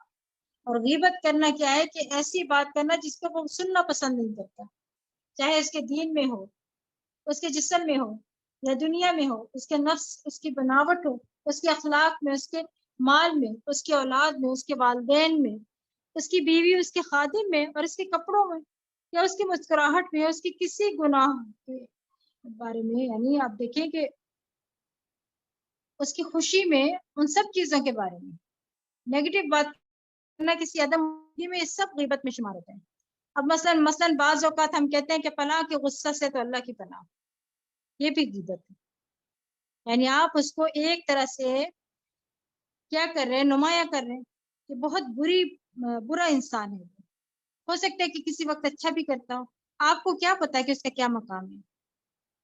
پھر اسی طرح غیبت وہی ہے جو عیب کسی کے اندر ہے اس کا ذکر کرنا، جو عیب یہ ہے ہی نہیں تو بہتان ہو گیا، جیسے میں نے ابھی حدیث سنائی آپ کو۔ اسی طرح کسی کی نقل اتارنا۔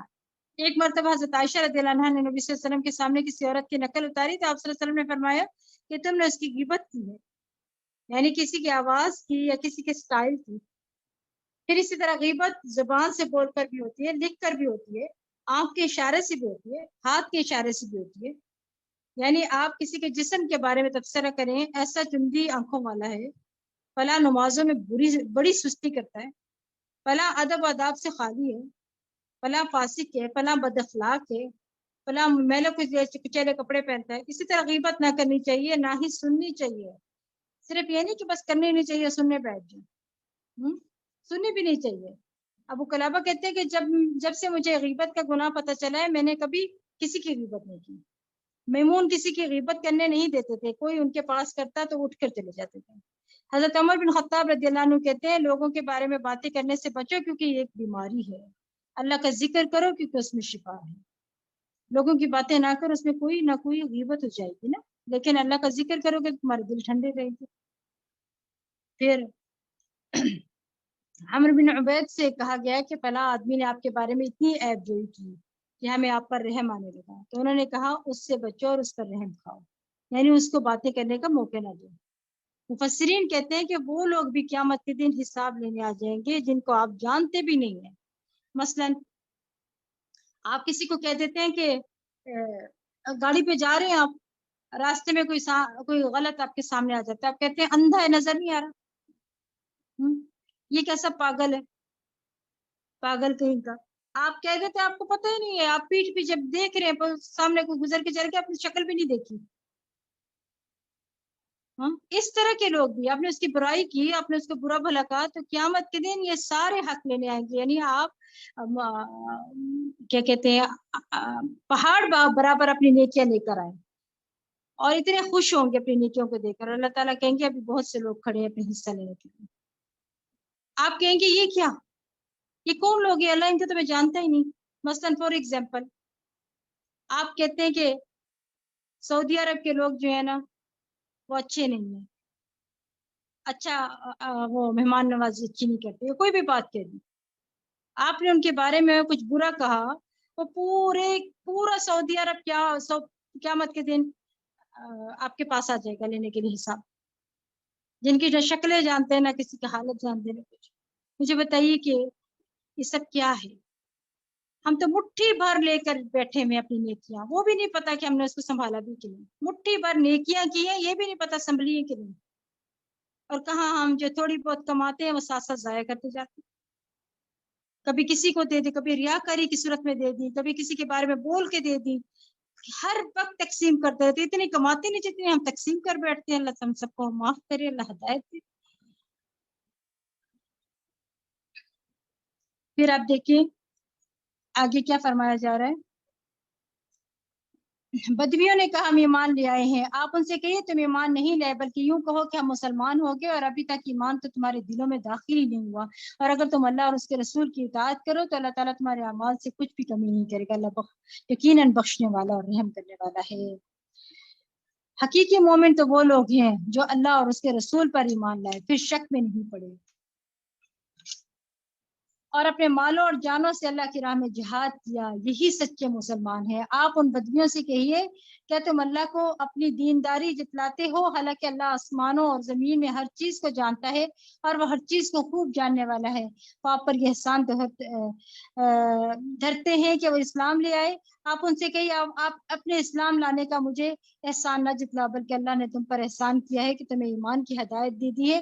اگر پھر باقی تم اپنی بات میں سچے ہو, اللہ آسمان اور زمین کی سب پوشیدہ چیزوں کو جانتا ہے اور جو کچھ تم کر رہے ہو اللہ اسے دیکھ رہا ہے.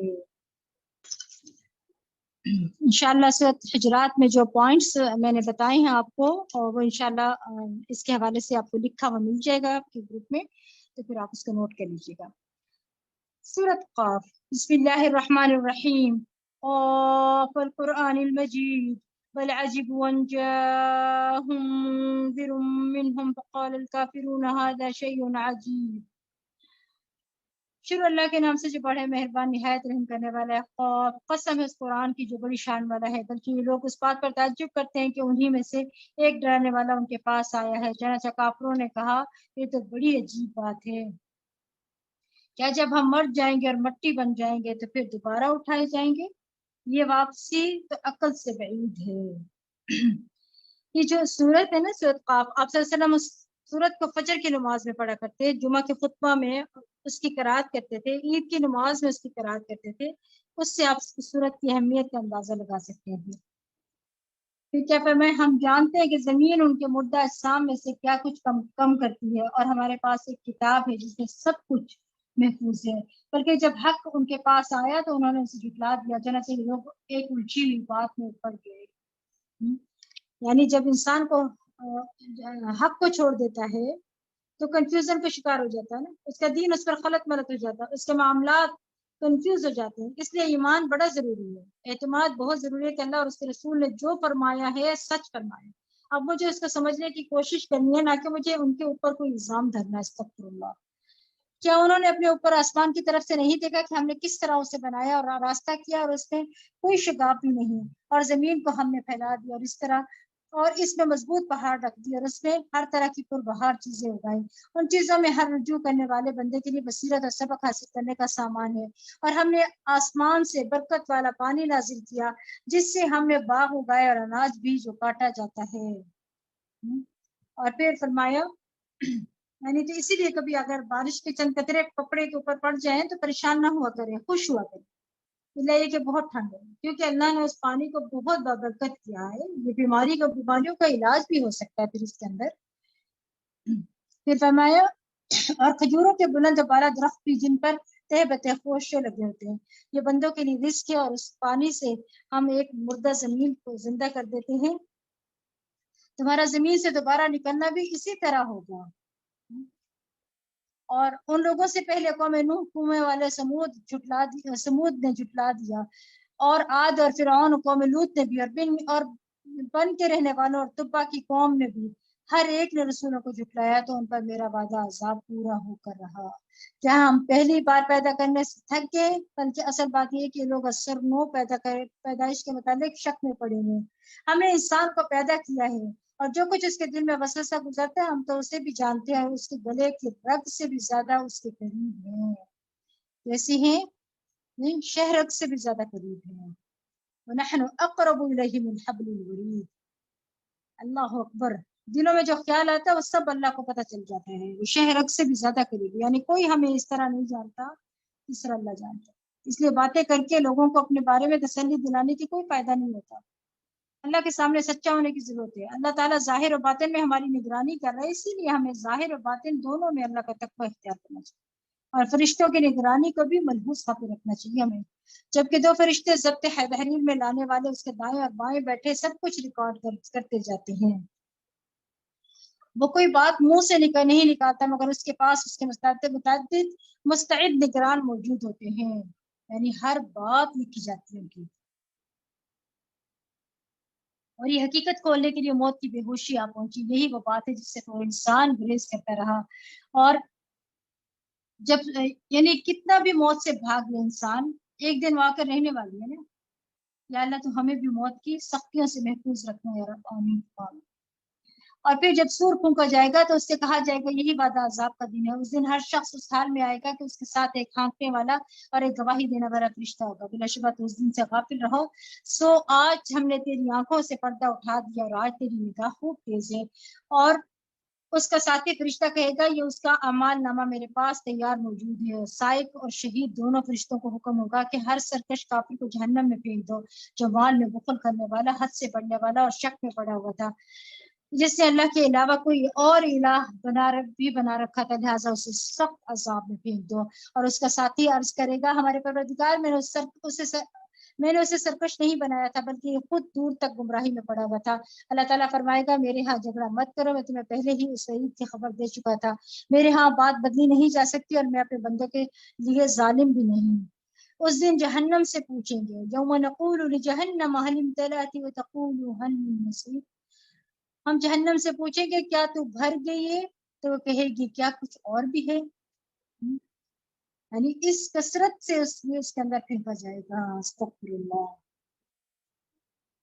ہمیں اللہ تعالیٰ سے دعا ہے کہ اللہ تعالیٰ ہمیں اس سے بچانا، آذنا اللہ منہا، اور جنت کو پرہیزگاروں کے قریب کر دیا جائے گا، اور وہ کچھ دور نہ ہوگی، یہ ہے جس کا تم سے وعدہ کیا جاتا ہے، یہ ہر رجوع کرنے والے اور نگہداشت کرنے والے کے لیے ہے۔ یہاں بہت اہم آیت کی تفسیر ہے، چند منٹ اور دے دیجیے۔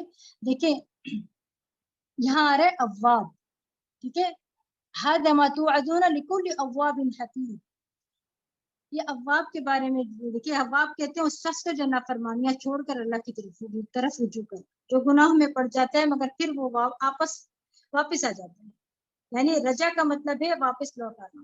اور اواب ابن عباس رضی اللہ عنہ کہتے ہیں کہ وہ ہے جو تسبیح پڑھتا ہے، یہ اللہ کے اس قول سے لیا گیا ہے، یا جبال اوبی معه الطیر، اے پہاڑوں اس کے ساتھ تسبیح کرو، کہ تسبیح کو دہراؤ، اور پرندے بھی۔ اسی طرح کہا گیا ہے اواب وہ ہے جو تنہائیوں میں اللہ تعالیٰ کا ذکر کرنے والا ہوتا ہے، اکیلے میں اللہ کو یاد کرے، پھر اپنے گناہوں کو یاد کر کے اللہ سے توبہ استغفار کرے، اسے کیا کہتے ہیں اواب۔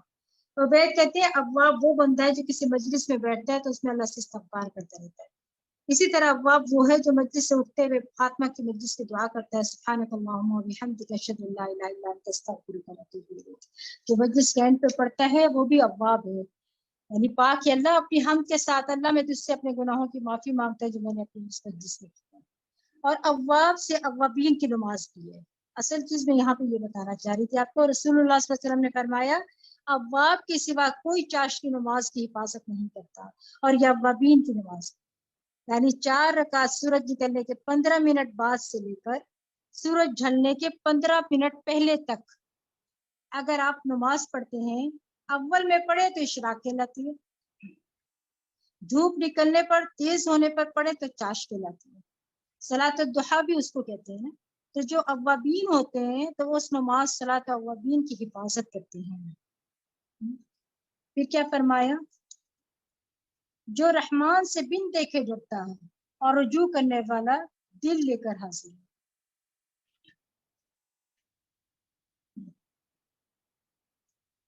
اس میں سلامتی کے ساتھ داخل ہو جائے، یہ دن حیات آبدی کا دن ہے، وہاں جو کچھ وہ چاہیں گے انہیں ملے گا، اور ہمارے پاس اس سے زیادہ بھی ان کے لیے موجود ہے۔